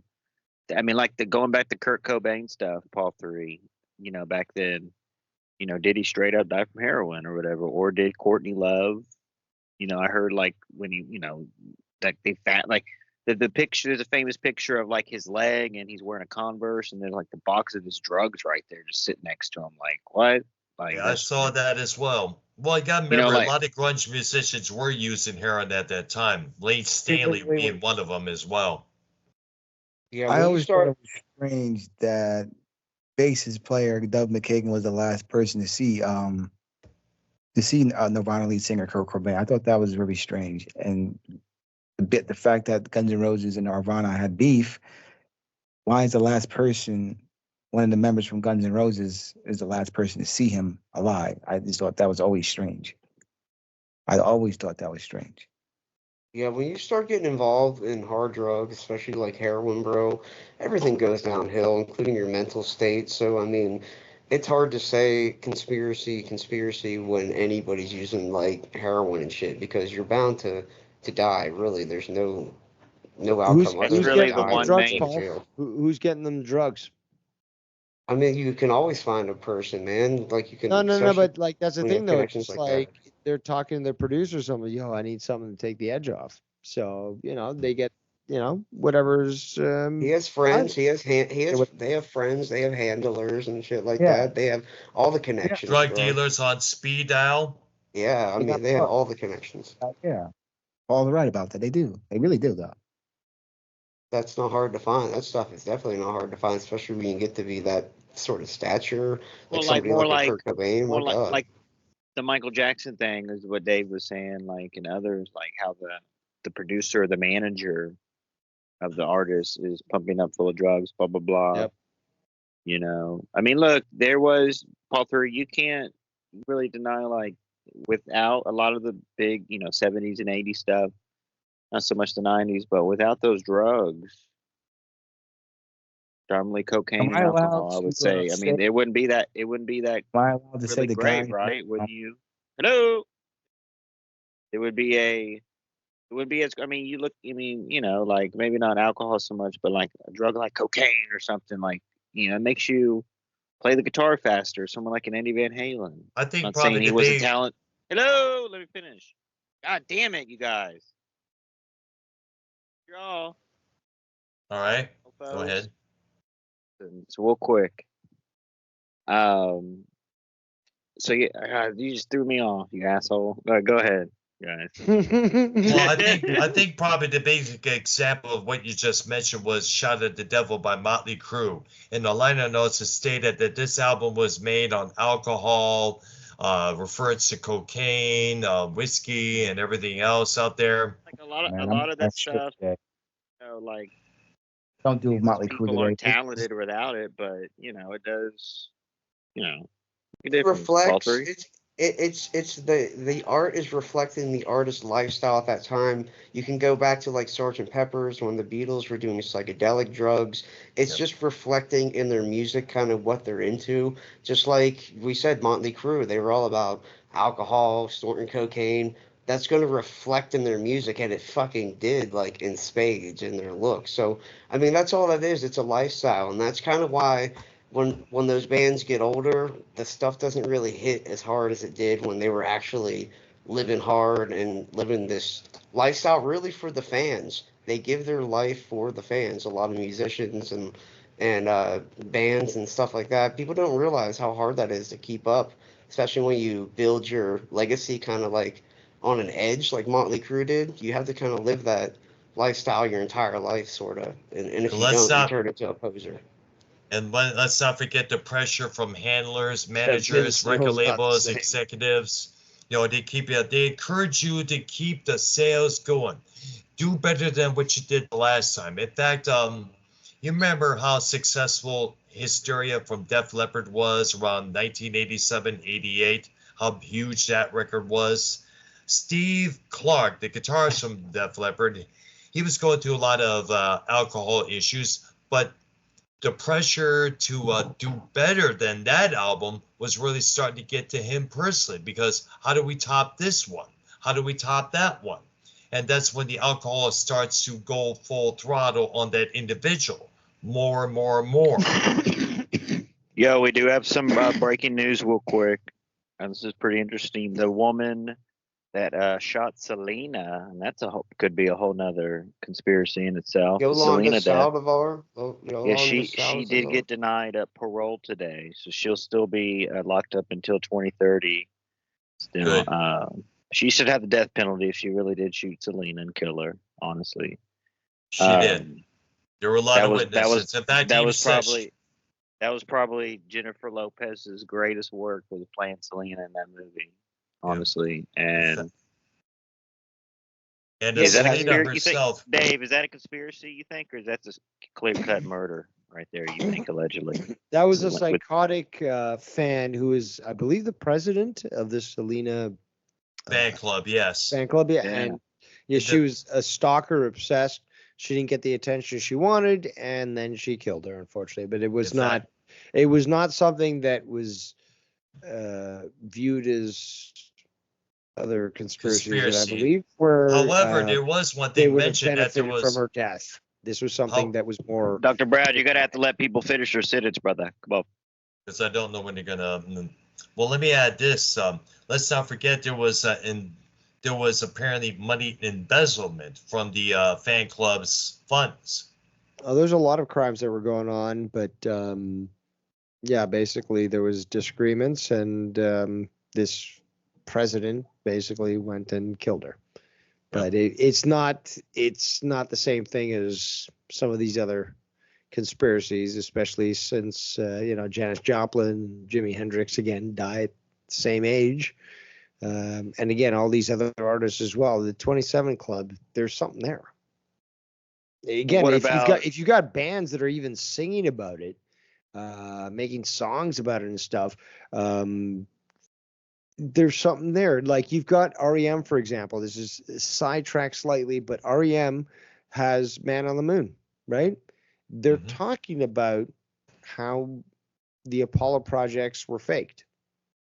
If you listen to it and you understand, and there's so many other songs that basically reveal what really is going on, because the music industry, the movie industry, that's why you also see a lot of pop culture jokes about the moon landings, the American moon landings being faked, is because this is understood in the industry. Even people who work in special effects, they see it, they realize it, they understand the technology that was used back then. They realize what we were shown on TV is false. That doesn't preclude that maybe, man has landed on the moon, but it would have to be different technology, just straight up. But the thing is, these people, they joke about it with their media. They make songs about it. They fucking make clips in videos and cartoons and stuff, laughing about, again, what appears to be the truth, which is that the Apollo Moon project was basically falsified. But it's there in media.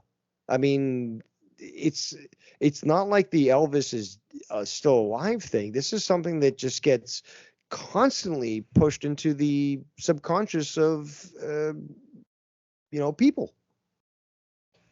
Well, the Earth is a globe, and we did go to the moon for real. All three. What do you think?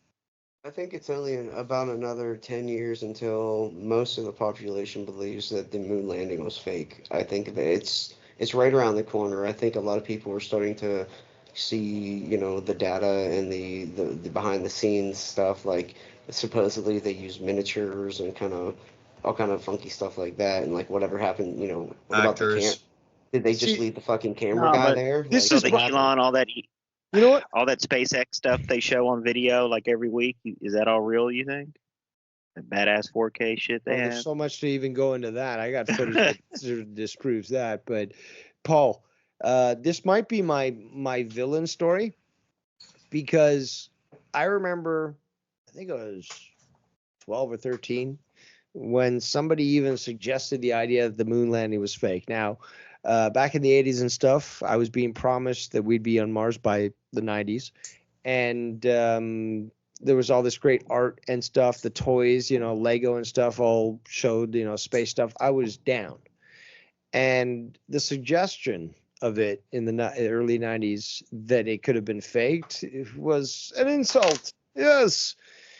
And eventually I got mature enough where I think it was like, I don't know, 20 or something, at a high school, and being indoctrinated by the fucking robotics system. And I said, well, I can't be honest with myself if I don't at least look at the other side and see what proof they've got. And the more I dug into it, the more I realized that, what we were shown was falsified. Again, I don't exclude the possibility that man has been on the moon, but it certainly would have been with the technologies that they showed us. I totally understand that electrogravitic, aka anti-gravity craft, have the ability to create a field around themselves that would allow for it to land. I mean, the Germans had it basically during World War II and potentially earlier. And does that exclude the possibility that man, again, Americans, took that technology, used it, landed on the moon? It could have happened. But what we were shown, because it can be proved, even AI now is fucking analyzing the footage and say, no, that didn't happen. That's all fake. Miniatures have been used. You can see this with the pattern of the footprints. You can see it with photos that are provided to us. You got a rover there on the landscape. There are no trails either in front or behind it. How the fuck did it just get plopped there? Impossible. And the shadows don't match. This is something that the more I looked into, the more I realized how wrong I was. And no matter how much you are in love with the ideal of an accomplishment like this, you've got to be honest with yourself. This is why I think a lot of people that are claimed to be conspiracy theorists are given, the short end of the rope, which is they're immediately dismissed. But again, they came to that conclusion because they actually were like them. They thought, no, this is impossible. Like, these people are crazy. And then when you look more and more into it, you realize, oh shit, I was wrong. And this goes deeper than I thought, just like 9/11, for example, or the USS Liberty, or the Gulf of Tonkin. Dr. Leah Brown and Earl Cronin over there looking like each other. It's almost like a conspiracy like that. gosh. Like, Oh gosh, what's up with that? I mean, like, The whole new meme, bro. It's the new community meme. Like you know, it's everyone's kind of saying it. funny you mention that because if Lee's trying to look like me, she's got to get a haircut She's like not. I got. I know I don't exactly. think she would. Exactly. Come on. That is true. The hair is different, but the jawlines is identical, brother. But... It's like you're That's no. fun. What's the Paul 3? What conspiracies did you have though? Honestly, I was wondering if the Sid and Nancy situation would be considered a conspiracy, like given that whole weird situation on who killed Nancy or whatever. I don't really know I've too heard much about weren't about they that. into that. Good, I've heard what? about they Good were into heroin idea too? there. Yeah. They both were heroin addicts. Another was the primary character really in the entire story. So unfortunate, but there's more to it. I believe. I think Nancy was stabbed or something, and then Sid went on trial or was going to go on trial, and then he overdosed as well. So that is a very sickening Yeah. story to be I Exactly. and there's been other instances of people being in similar situations where they knew a lot and they end up dying by overdose. So yeah, Paul, you're fucking I remember the story too, but like yeah, it connects to a lot of other accidental deaths in quotations where these people are exposed to a lot of stuff and if they talk people go down so oh it's accidental death, it's just a fucking overdose. Nobody fucking questions it because they were already promoted in that fucking lifestyle and their producers and all their handlers are the ones that are doing that. That's why what I was saying earlier correlates is that the fact is that if you get them into a lifestyle of drug abuse, well, if they accidentally die, well, it was just their lifestyle and stuff. Meanwhile, you rake it in. You make bank because I was just managing them. Meanwhile, being a fucking puppet master, hoping for their demise and then getting that payout. And Thoughts? that's kind of like the Brian Wilson and Dr. Landy's story, to be honest. Brian Wilson got super fat and out of shape in the late 70s, so they hired a doctor to look after him 24 hours.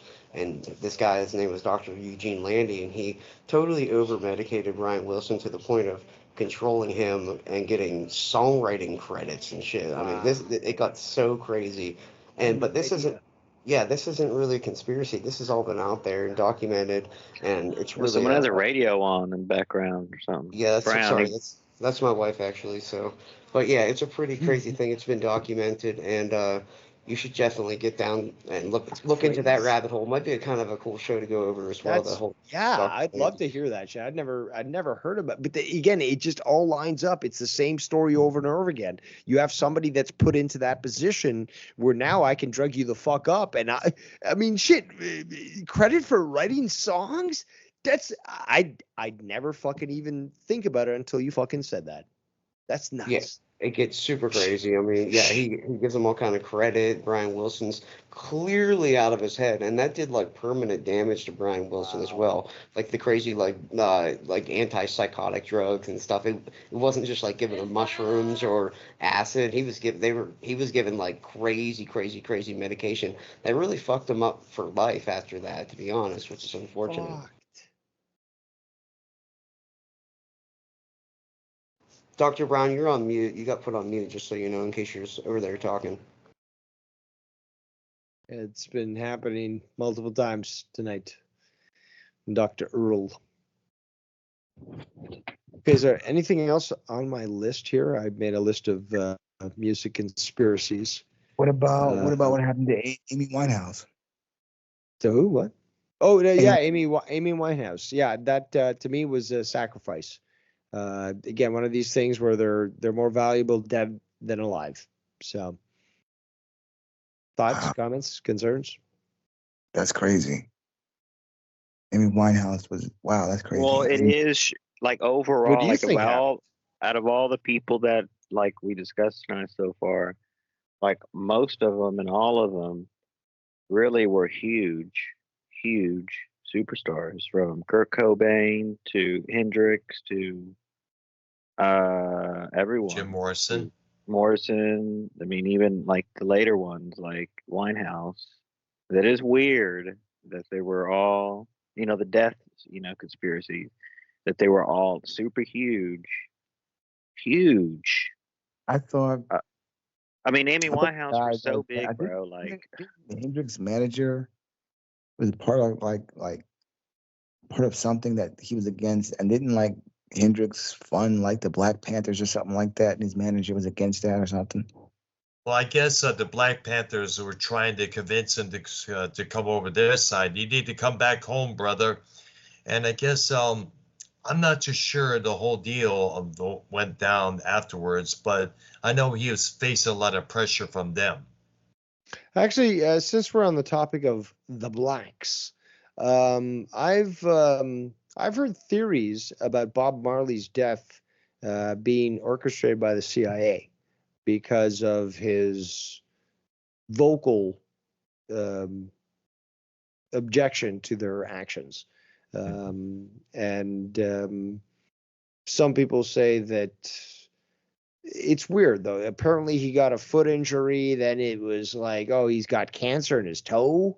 And then I it remember hearing killed about him. that. Yeah, so I mean, I can understand why, this sort of conspiracy would exist, because it doesn't really make sense when you look at it. Maybe I'm missing information. I'm always open Well, they did to put it. learning.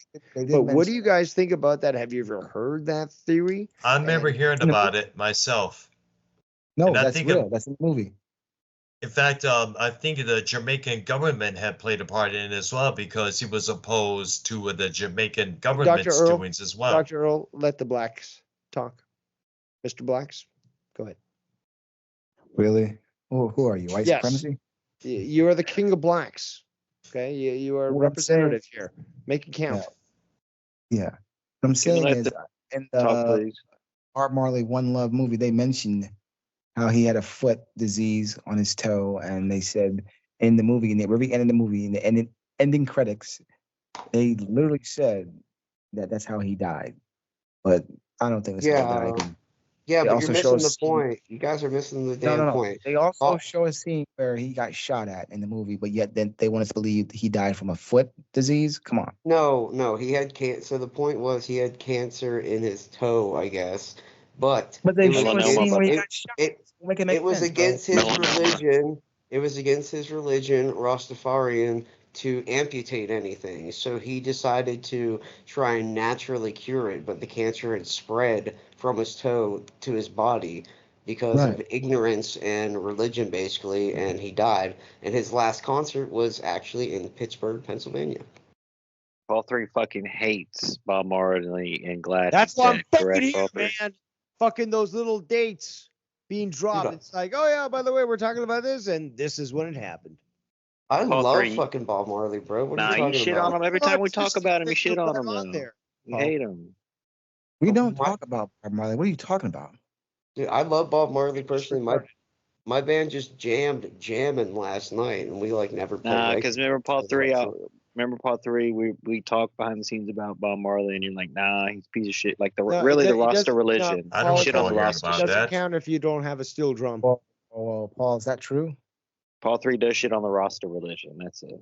No, I don't. I think I joked about you going to see the Whalers because it was funny that your white Texan ass went and saw the Whalers and I filmed the whole saw that concert. video.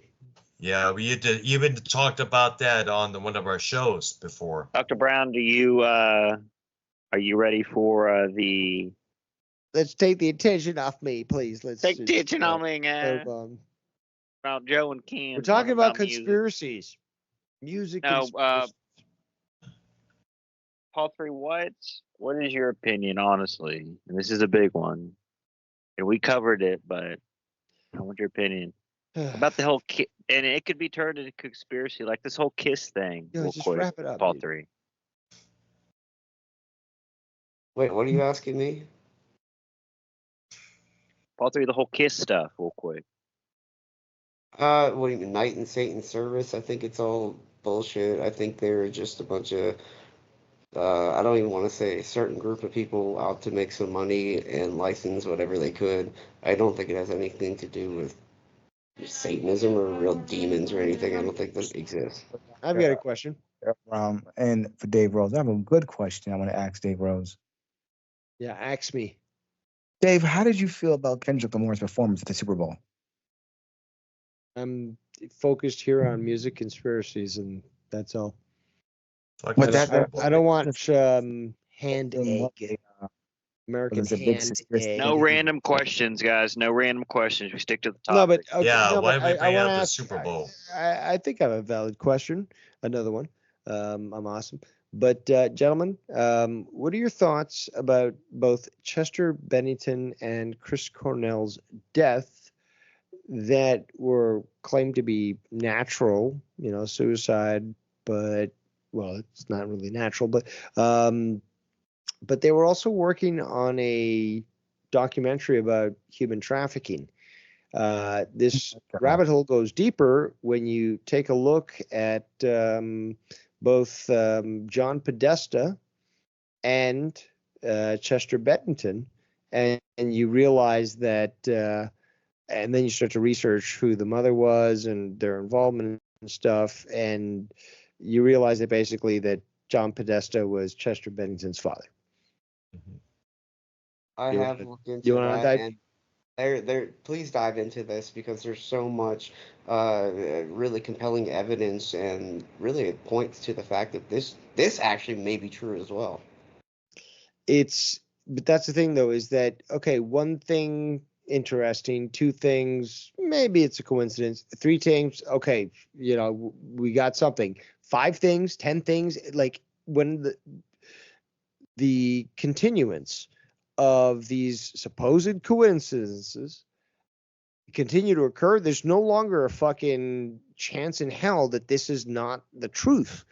So, but then you start to take a look at who's connected to this stuff, and you start to realize why this sort of situation would occur. If somebody's willing to snitch on your billion or trillion dollar human trafficking organization, you've got enough money to certainly take them out and make them look like they committed suicide, especially when you've got the judges and police on your side, which will judge a shotgun to the back of the head as suicide, or 6 shots back in the head of, whatever, 9 mil or fucking 45, 6 shots back in the head. That's suicide. Somehow they couldn't kill themselves enough with a 45 of all fucking things. So they continue to do so when they got 6 shots into the back of their head, rather than just put it up through their mouth into their skull and just blow their brains away. Yeah, there's a lot of information that clearly shows that the whole system is rotten, and there are people making money from the suffering of human beings.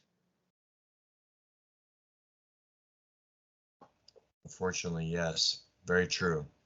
Because I remember there was talk about the how similar those two died within a couple months of each other.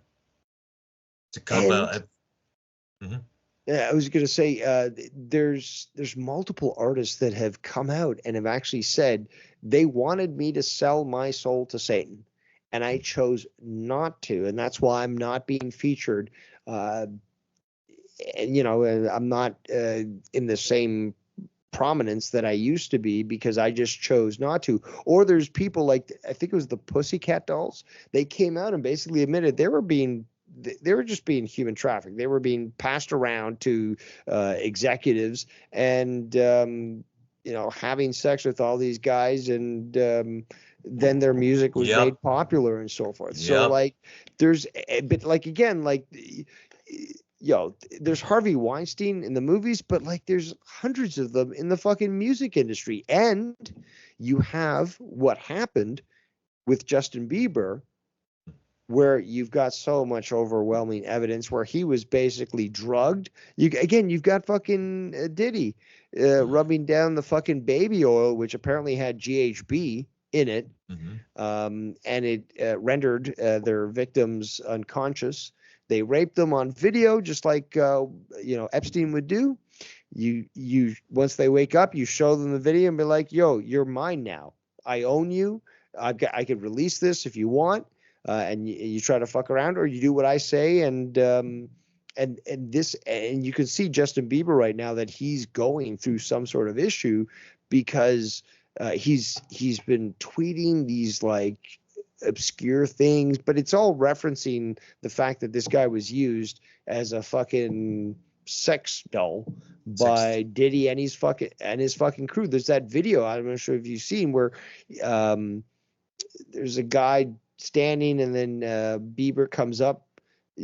Obviously he was, giving him, a blowjob, and he comes up looking confused and obviously disoriented, and everyone all around is cheering. Have you guys seen that video? With football player Odell Beckham. Yeah, he was giving Odell Beckham a blowjob. There we go. The camera goes around the club, and you see Justin Bieber coming up under the table and giving him, that really.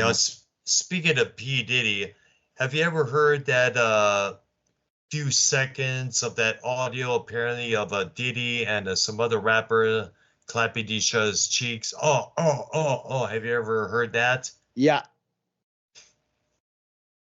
Yes. When I heard about Mike's like, geez, what the hell, man? Justin Bieber was caught, smuggling with Jaden Smith and Coachella. Like they were hugging and kissing, and it was weird. And Jaden Smith is constantly going around either with his pants by his ankles or with a dress or something. Yeah, Jaden Smith talking about he's gay and he wants a boyfriend. I don't think you want a boyfriend. I think you have a boyfriend, my friend. Oh, and there's videos of Will Smith trying to get too cozy with his son, and even really, he's trying to get real, on a talk show, and even Jaden is trying to push him off and stuff, but he's getting real close. What? I didn't hear about that one. That's new to me. Oh, it's out there, dude. It's just YouTube it. I will after the show. Paul, what do you think about the conspiracy with Foreigner? Like they keep touring, but like without even the original members, even the singer that got replaced. Lou Graham. Yeah, in fact, Kelly Hansen. No. Oh my God, Brown! Can I finish? I was trying to talk. But no, you're interrupting people. Every time someone's talking, you keep interrupting. That's disturbing. You gotta let people finish their sentence. No, it doesn't happen with me there, Wire. I don't know what you're talking about. People can't even finish their words. I'm like, the sky is, and then Brown's like blue. I was gonna say blue. All right, Wire, the floor is yours. But seriously, no. Right, go ahead, Brown is right though. The whole so like obviously the original lead singer is not with the Foreigner band now, but the replacement singer can't play with them now. So now they got a Spanish guy gonna sing the songs in Spanish in their South American tour, which I think is pretty cool. I mean, that's like what other band could do that? But I mean, you got to replace unless the singer can sing in a different language anyway. But they're doing this Foreigner tour, and the songs are going to be in Spanish, some of them, and then they're going to have Lou Graham sing some in English, obviously, the original singer. But Paul III, you think about this Foreigner thing? I mean, bands can live forever. I think they're only doing the Spanish thing because Lou Graham definitely can't carry an entire show by himself nowadays. Like, there's no way.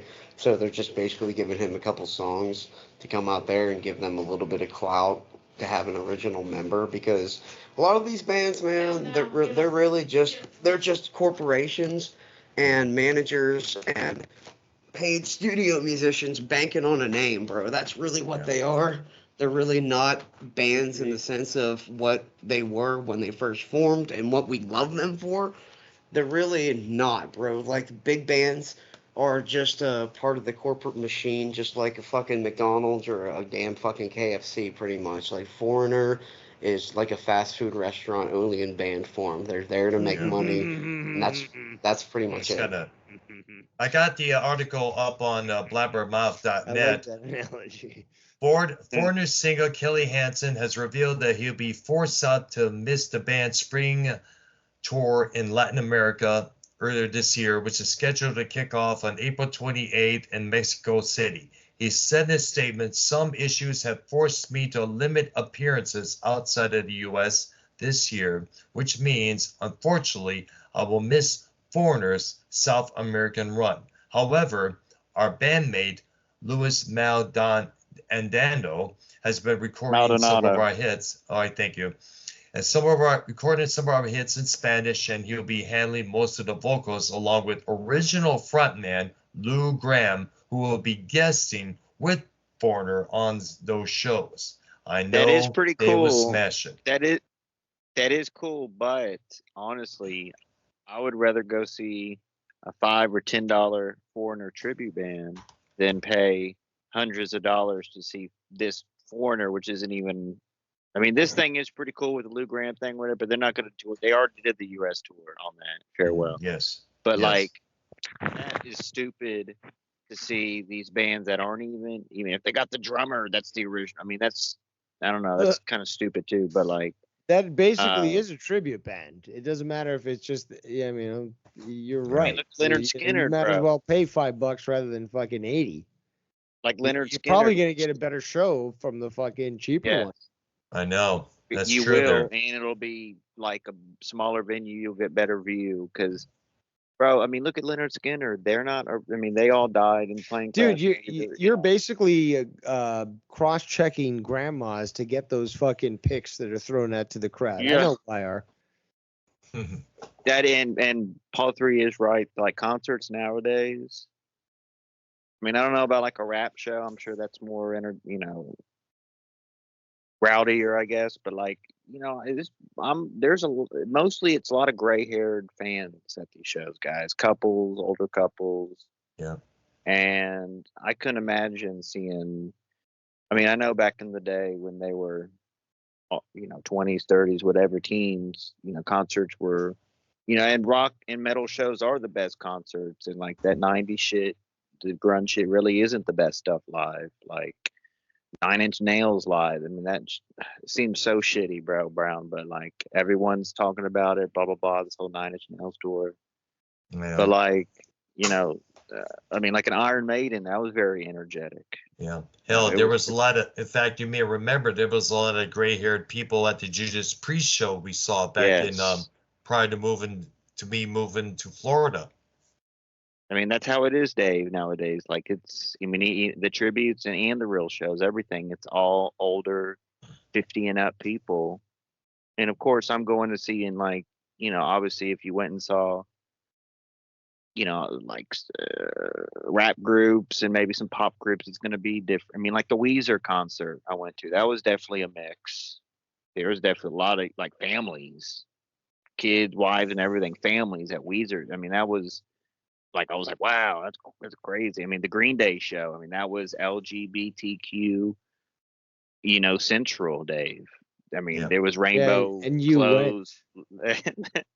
Nah, but Smashing Pumpkins opened on that. I mean, it was worth it. That was a pretty cool show. They did, yes. Opening for fucking Smashing Pumpkins. What the fuck? Was. That was. No, man, that's wrong. They were. I think Wyarka had some footage of that. But I'm sure if I go to like some more extreme metal shows, the crowd's definitely going to be more in different ages. I mean, Paul 3, there's like all those wild metal bands that, with the whole, that like they're jumping on stage, jumping off, crowd surfing. I mean, that does still go on. You know what I'm saying? It just might not be as much. You know what I'm saying? There's shows that it's straight up older crowds, but there's shows that it is a mix. It just depends. Yeah, I've been to a lot of those heavy shows where people are going crazy, Wall of Death, circle pits, people doing the hardcore dancing. I've seen some clips recently on social media of that still happening. I wasn't aware that people were still doing that, but I mean, yeah, circle pits and shit are definitely still a thing, even at bigger shows. Yeah, but it's the gayest fucking shit ever. Like, I would. That's why I would never go to that. I hate a tight. I mean, like the Me and Brown thing. I mean, that was a tight crowd. I mean, but I remember this in the early '90s. Like, again, attending concerts and stuff, and even like small concerts, but like people pulling that shit and like thinking they're cool and like this is how I dance like while I try to fucking murder somebody. It's just like, no, that's not gonna fucking stand. And it's just like, why would you put yourself in there, and why would anyone do that in the first place, and what's the motivation? And it's, you know, if you really analyze it, it's just they feel weak and stuff, and they want to try to hurt somebody. So basically it's just fucking retarded that it even exists and that it's been allowed. A mosh pit is one thing, right?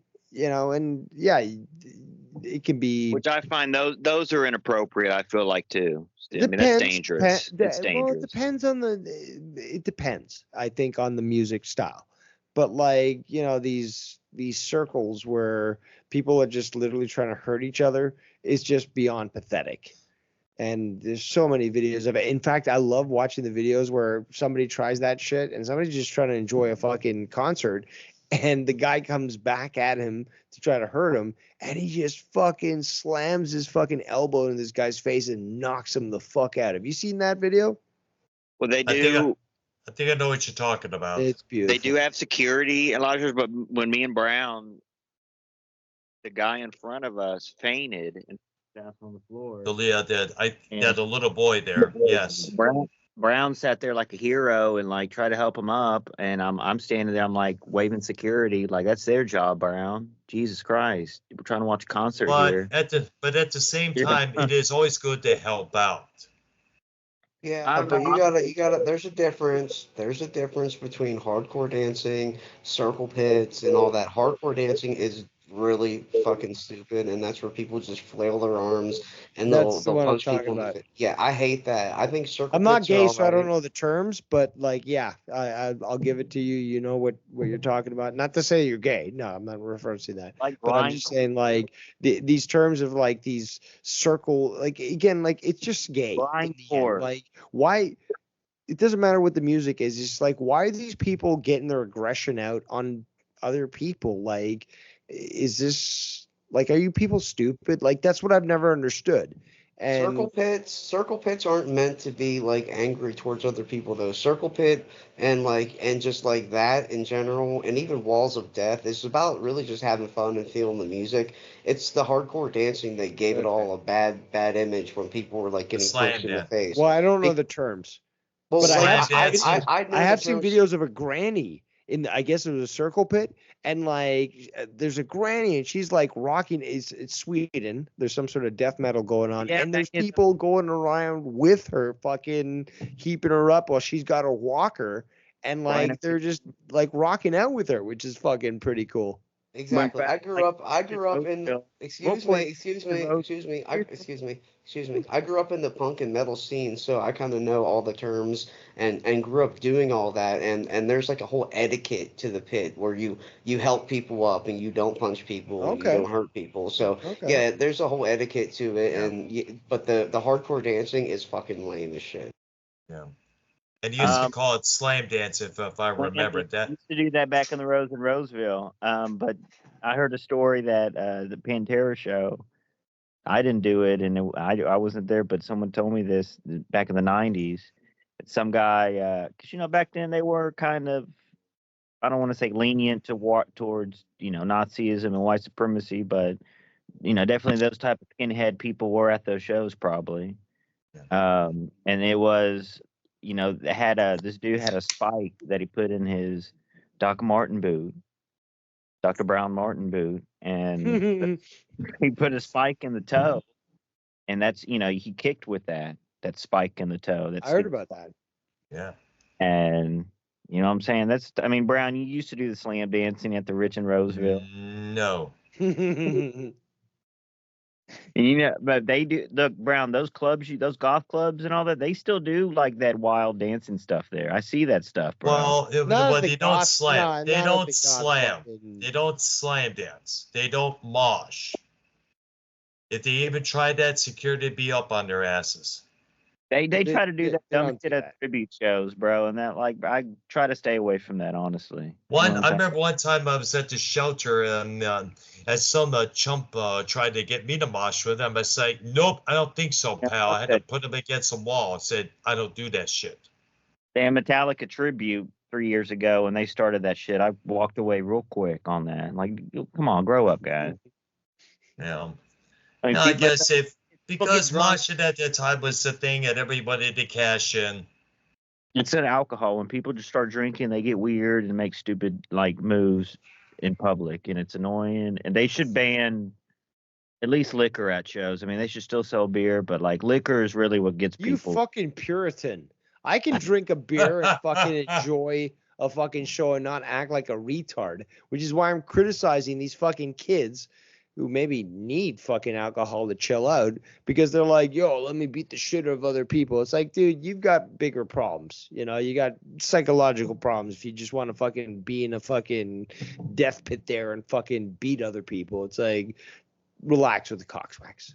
But there is a lot of people out there that, and I can make it happen because I have direct connection, but a lot of people want Dave Rose on monetizes 500. I've And that- heard, yeah, that's the rumor. That's what I've heard, and through the grapevine. I can help. Heard it through the grapevine. I can help you get on. Ooh, about to lose my mind. Dave, I can help you get back cool with Joe Cronin. Okay, but Yeah. I don't think that's going to happen. Well, it has actually, to be pro wrestling based. good you know, good reference, discussion. YR, because the fact is, I've actually said this since I think I was 14 or something, but I don't burn bridges, I bomb them. So yeah, I don't think there's a chance for wrestling any is reconciliation there. wrestling I is got it. wrestling is. Well, no, Unless not the price is right, though. I'll be honest. I am a whore. So, you pay up and I'll show up. Paul 3 is love. I mean, we do support DeMarco too. He's doing a nice little thing over there. And by the way, DeMarco just subbed to my channel. I just Word. I sent it to Jake. I'm pretty good friends with Jake, man. He's a really good dude. right. His content is awesome. He just upgraded his whole setup, bro. He has like a Acknowledge stream, dude. He has a stream Nice. deck. He has all kind of stuff. So check his channel out. Countdown ended. Very good dude, and he's on his own now and kicking ass, man. So Good. I heard. Also, I've seen him. So the rumors are true. He did actually separate from Joe. Yeah, I believe so. Yes. yes, he is on his own, and he is going to be joining us one night. I have his word. So some Does- night, some Alright, Thursday. nice. He'll Is be that there. like what 29 hosts or 28 hosts right now that Joe has gone through? that's a It's been a 20. lot. Probably 20 30 or 34. That's a 20-year relationship flushed down the drain since 2005 with DeMarco. Poof. Well, Gone. yep. Well, What? Joe, take this as a lesson. Better. No, but dude, the first time, okay, shame on you. The second time, shame on me. Anytime after that, it's like I'm fucking retarded. So since he's gone through it, fucking how many times now? He should just accept he's retarded. Joe has, I'm not going to get into it at all, and this has nothing to do with Jake or anything. come It's just my own thoughts. Joe has mental issues, and it's been tested time and time Really? again that the guy is Come on, insane. man. Well, Joe obviously, is putting on the so. best stuff right now with Rojas and Dork Knight. Rojas No. is the best co-host that Joe Cronin's ever had, in my opinion. I disagree, bro. That's my opinion. Adorable. Joe is exploiting people with mental illness right now. That's what he's doing, bro. That's Hold exactly what he's on. Right now, I mean, has it never always been that way? Because Well, more than that. I was there. Right. Yeah. It's Remember- kind of funny. Remember You know what? That drama community podcast channel. Good mention. Oh my, no. Wait a minute. Let me. It says it made a post that kind of makes absolutely sense. In 26 days, Joe already made $2,631 from top 10 donators, and he still acts depressed. Oh, that's the drama community podcast. Yep. And I saw that post earlier. They are hilarious. So the did videos I. that they've used It with is. the AI, that is such a fresh. And I've mentioned this. I know we're kind of steering from the topic, but that's such a fresh take on what's going on or what's been going on in this community, because you just got AI fucking analyzing things without real context. but yet sometimes it's so fucking spot on. It's just like, holy shit, this is crazy. But regardless, comical. Well, that's and, the whole conspiracy of the whole Dr. Brown and Leah looking like each other is over there. I know. Yeah, because no. Guys mentioned it first, then that account acknowledged that. And by the way, here's something It was else. it was you that fucking started that fucking rumor. Well, no, I saw it in a chat or something. I can't remember where, but I saw someone. It was the same, it was the same chin line. Come on. I even think people the same chin.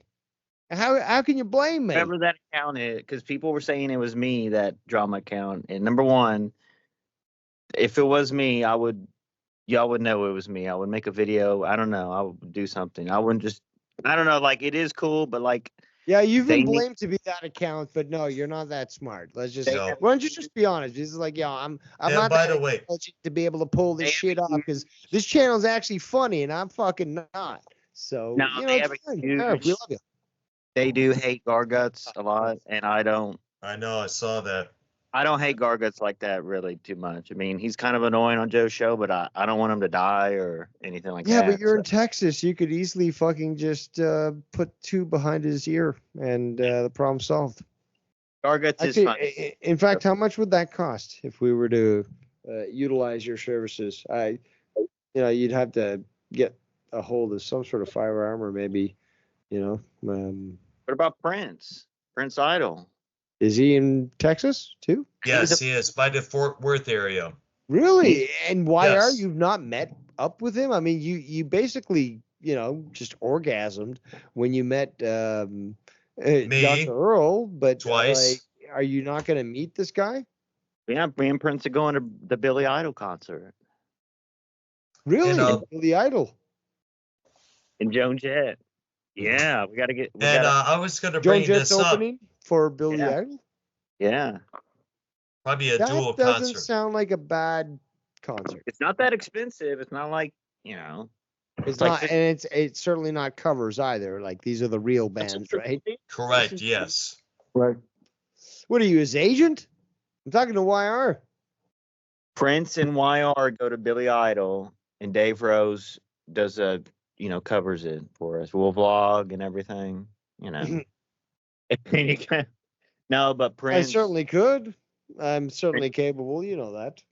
Prince, you are a black man on a white man's, show in a white community here, lily white community, and you do fit in pretty good. We do you're the best. You're the best African. When you take him to the concert, make sure to have a leash on him. We're gonna. Oh shit! And by the way, speaking of the Leah thing, there, I just put a little screenshot of the comparisons of what the Drama Community Podcast did, and guess what? They added your face onto Leah's hairdo there. Yes, it is similar. Look, I did. Are you sure that chin? All of our jawlines and chins match, but they need to That's do the real conspiracy. Do a different. In fact, that channel made that video where it's just like they took the clip from our music show. No, Ace Ventura. They took the clip where it's like Finkel is Einhorn, Einhorn is Finkel. Yo, but that is a bad picture of Brown. They need to do a better picture of Brown to make it. It's like a small, makes Brown's head look small in that picture. Have to do like a better. With my hair down there, when I had my hair still. Either way, because that's like a flat. Like your hair was puffier in times too, so like you could really. Puffier. I mean, it's all about the jawline. Obviously, when Joe doesn't. All about the jawline.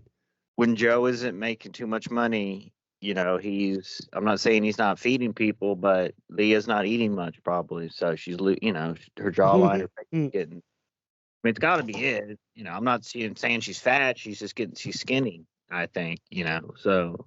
But that's her body frame, I'm thinking. Nutrition. She's not getting enough nutrition in her diet. Perhaps. Well, maybe she should. Maybe she should find a job. We're going to take nutritional advice from you. Who you make your kolaches, whatever the fuck they're called, and it's just like, but dude, we've never seen you actually make anything that's fresh and salad or whatever. Like, come on, man, you can stop. YR eats chicken nuggets, bro. That's literally all he eats: chicken nuggets, tater tots. He's like a 4-year-old. It has to be pre-prepared. He could never actually make food, and I've sort of tried to coax him to do that, posting photos of my food, and still nothing. It's Dr. Brown, what kind of food pointless. do you make? Macaroni and cheese and soup and stuff, or? No. Well, actually, my sister does a lot of the cooking at our house. And in fact, when the show is over tonight, she's got some chicken tacos waiting for me and everybody else. I hope you get food poisoning. You're not making your case sound good there, Dr. Earl. Well, I'm not that much of a cook myself. I was Okay, only so just a that's prep chef at okay. the So there's the restaurant crux of the that I worked matter. at. So Yeah. Wire can be like, at least he's like me. But have you ever desired to cook? Yeah, not really that much, No, not even make your lover a sandwich after coitus. No, actually, whenever we got done banging, me and whichever girl I was involved in, we would sit and lay back, watch TV and such, no sandwiches and much. Though once in a while we head out to a 7-Eleven to get some Hot Pockets for her and I. Oh man, that's beautiful. I love it. After fucking, we went What'd I to 7-Eleven for Hot Pockets. Yep. Legend. That's a Yeah. legend story. Dr. Earl Brown just turned 70 this week. Happy birthday, Doc. Oh, jeez. And hey, I'm a real Time Lord. What do you expect? Now, age means nothing to this guy. Come on, No, but- he's not even human. He's gonna keep living. We're gonna be dead in the ground, and he's just gonna be like, yeah, I still look like this. What up? Like, Brown this is does- Music Maniacs episode Of the girls 3076. at the castle. What do you think about that, Jacob RP? I am going on the castle, and I refuse. No, Brown, you do refuse to call Joe and Ken's show because you don't get a word in, right? You said that Well, last week. there was a couple times in the past. I know And no haven't one- really, I know I do listen to Ken's program, but it airs on when I'm at the castle. I know I called him one time to show him the castle route. In fact, even sent him a clip of one Dominatrix who called herself Mayhem, giving a shout out to Ken. And everyone on the call there was like, wow, he came back with 11. And like 3 weeks ago, when you said Bullseye was trying to pitch you off or something, and that's real. No, I think no, I don't. You said I that. don't. Wait. Bullseye was trying to piss me off. Not you. I think it was. I'm getting people mixed up. Bullseye was trying to piss off. Never mind. Trying to piss off Mello, but that is real. That is a real thing. But you did. I'm just getting two people confused. My bad. But Brownie, you did say that you stopped calling in on both shows, which is whatever. Well, I stopped calling on Joe's program because the platform has changed. It's like a music nightclub that changed its musical format. It just wasn't the same no more. Joe And is doing plus, fine right now.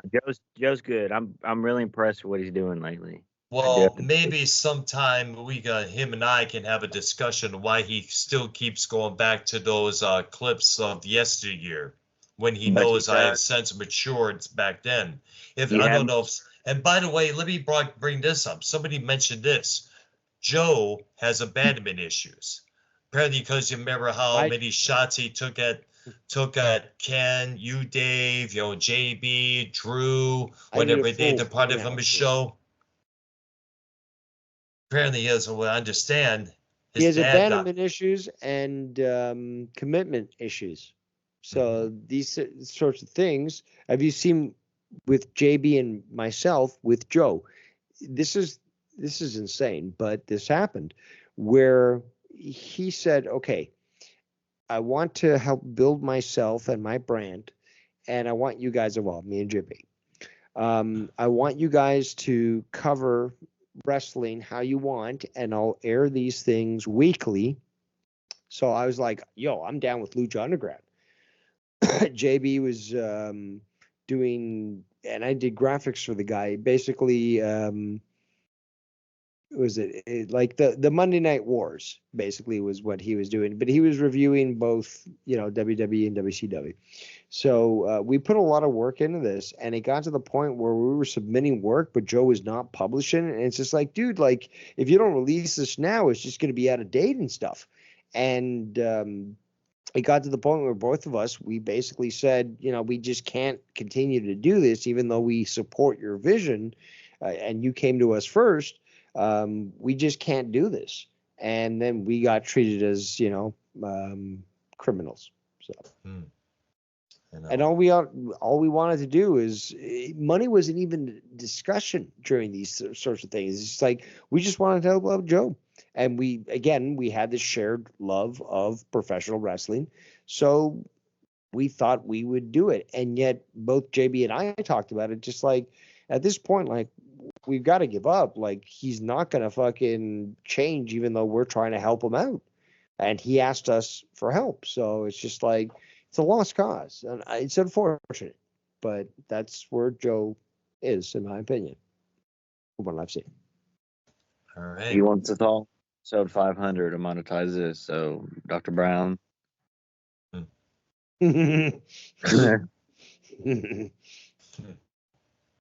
I'm sure that both Dr. Earl and Tommy NC 2010 will show up on I doubt episode 500. Yeah. Dr. Brown, are we going to do the overrated bands next week for the topic? We gotta talk about that because there's so many of them out there. It's hard to keep track. And can you do? We also got to mention albums and songs from them. Can you do a test stream before we go live next week so you can make sure the stream? Well, what I'm going to be doing is I'm going to be removing some of the stuff in my audio download section because I make a lot of music sets and I have get that external hard drive like I recommended. Then you can transfer it all on there once it's all recorded. Right there. In fact, I want to do a lot of things with this computer, like fix a volume on a couple of things here. Got to talk to my nephew about that. That's the thing. You don't have to keep deleting the stuff that you were talking about earlier. As long as you got a external hard drive, you transfer the important stuff, and you can keep the stuff that you may or may not use in the future. But the important stuff gets on that stable hard drive that when you're not using it, isn't being used. It can be disconnected and holds all the information you've accrued over all these years. All right, I'll definitely look into that for shizzle. Most definitely. And everyone check out Infowars.com. Michael Savage was on with Alex Jones today. I heard a bit of that actually. It's been a while since I heard. Michael Savage, I heard of him. I've listened to him a few times. He is he's YR's daddy. He's OR. OR +1. What do you say about that? Wire. Well, if you're born with a male genitalia, that makes you a man, right, Dr. Brown? I've been a man since I was born. I've always had my male genitalia. If Michael Savage is your daddy. When you went, Dr. Brown, when you went to Vietnam, did your dude.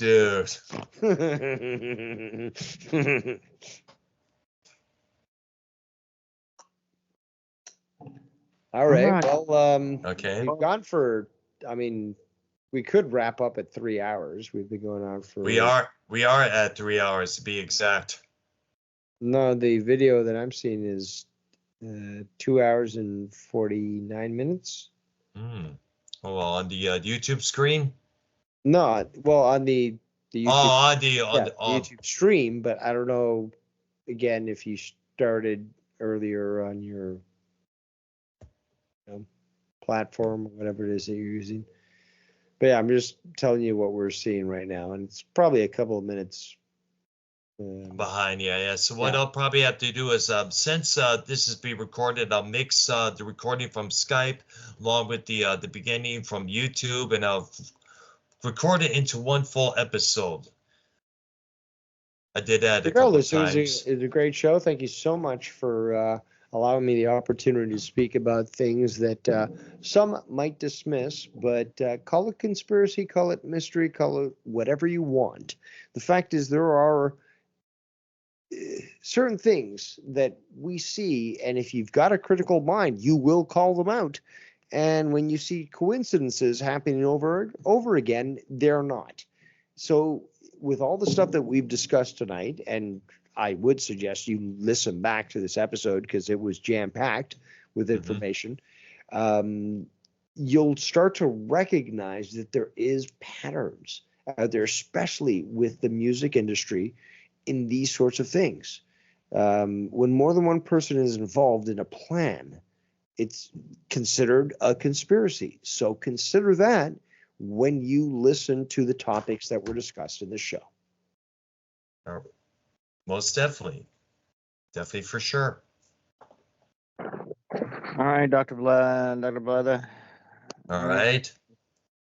All right, Next dear. week, we'll be diving into Overrated bands and artists, songs and albums, most definitely. and I will be giving a mystery concert review. All By right. that mystery, All right. I will be attending a concert between this time and that time of next week. So I will be giving a mystery concert review. It'll be very entertaining.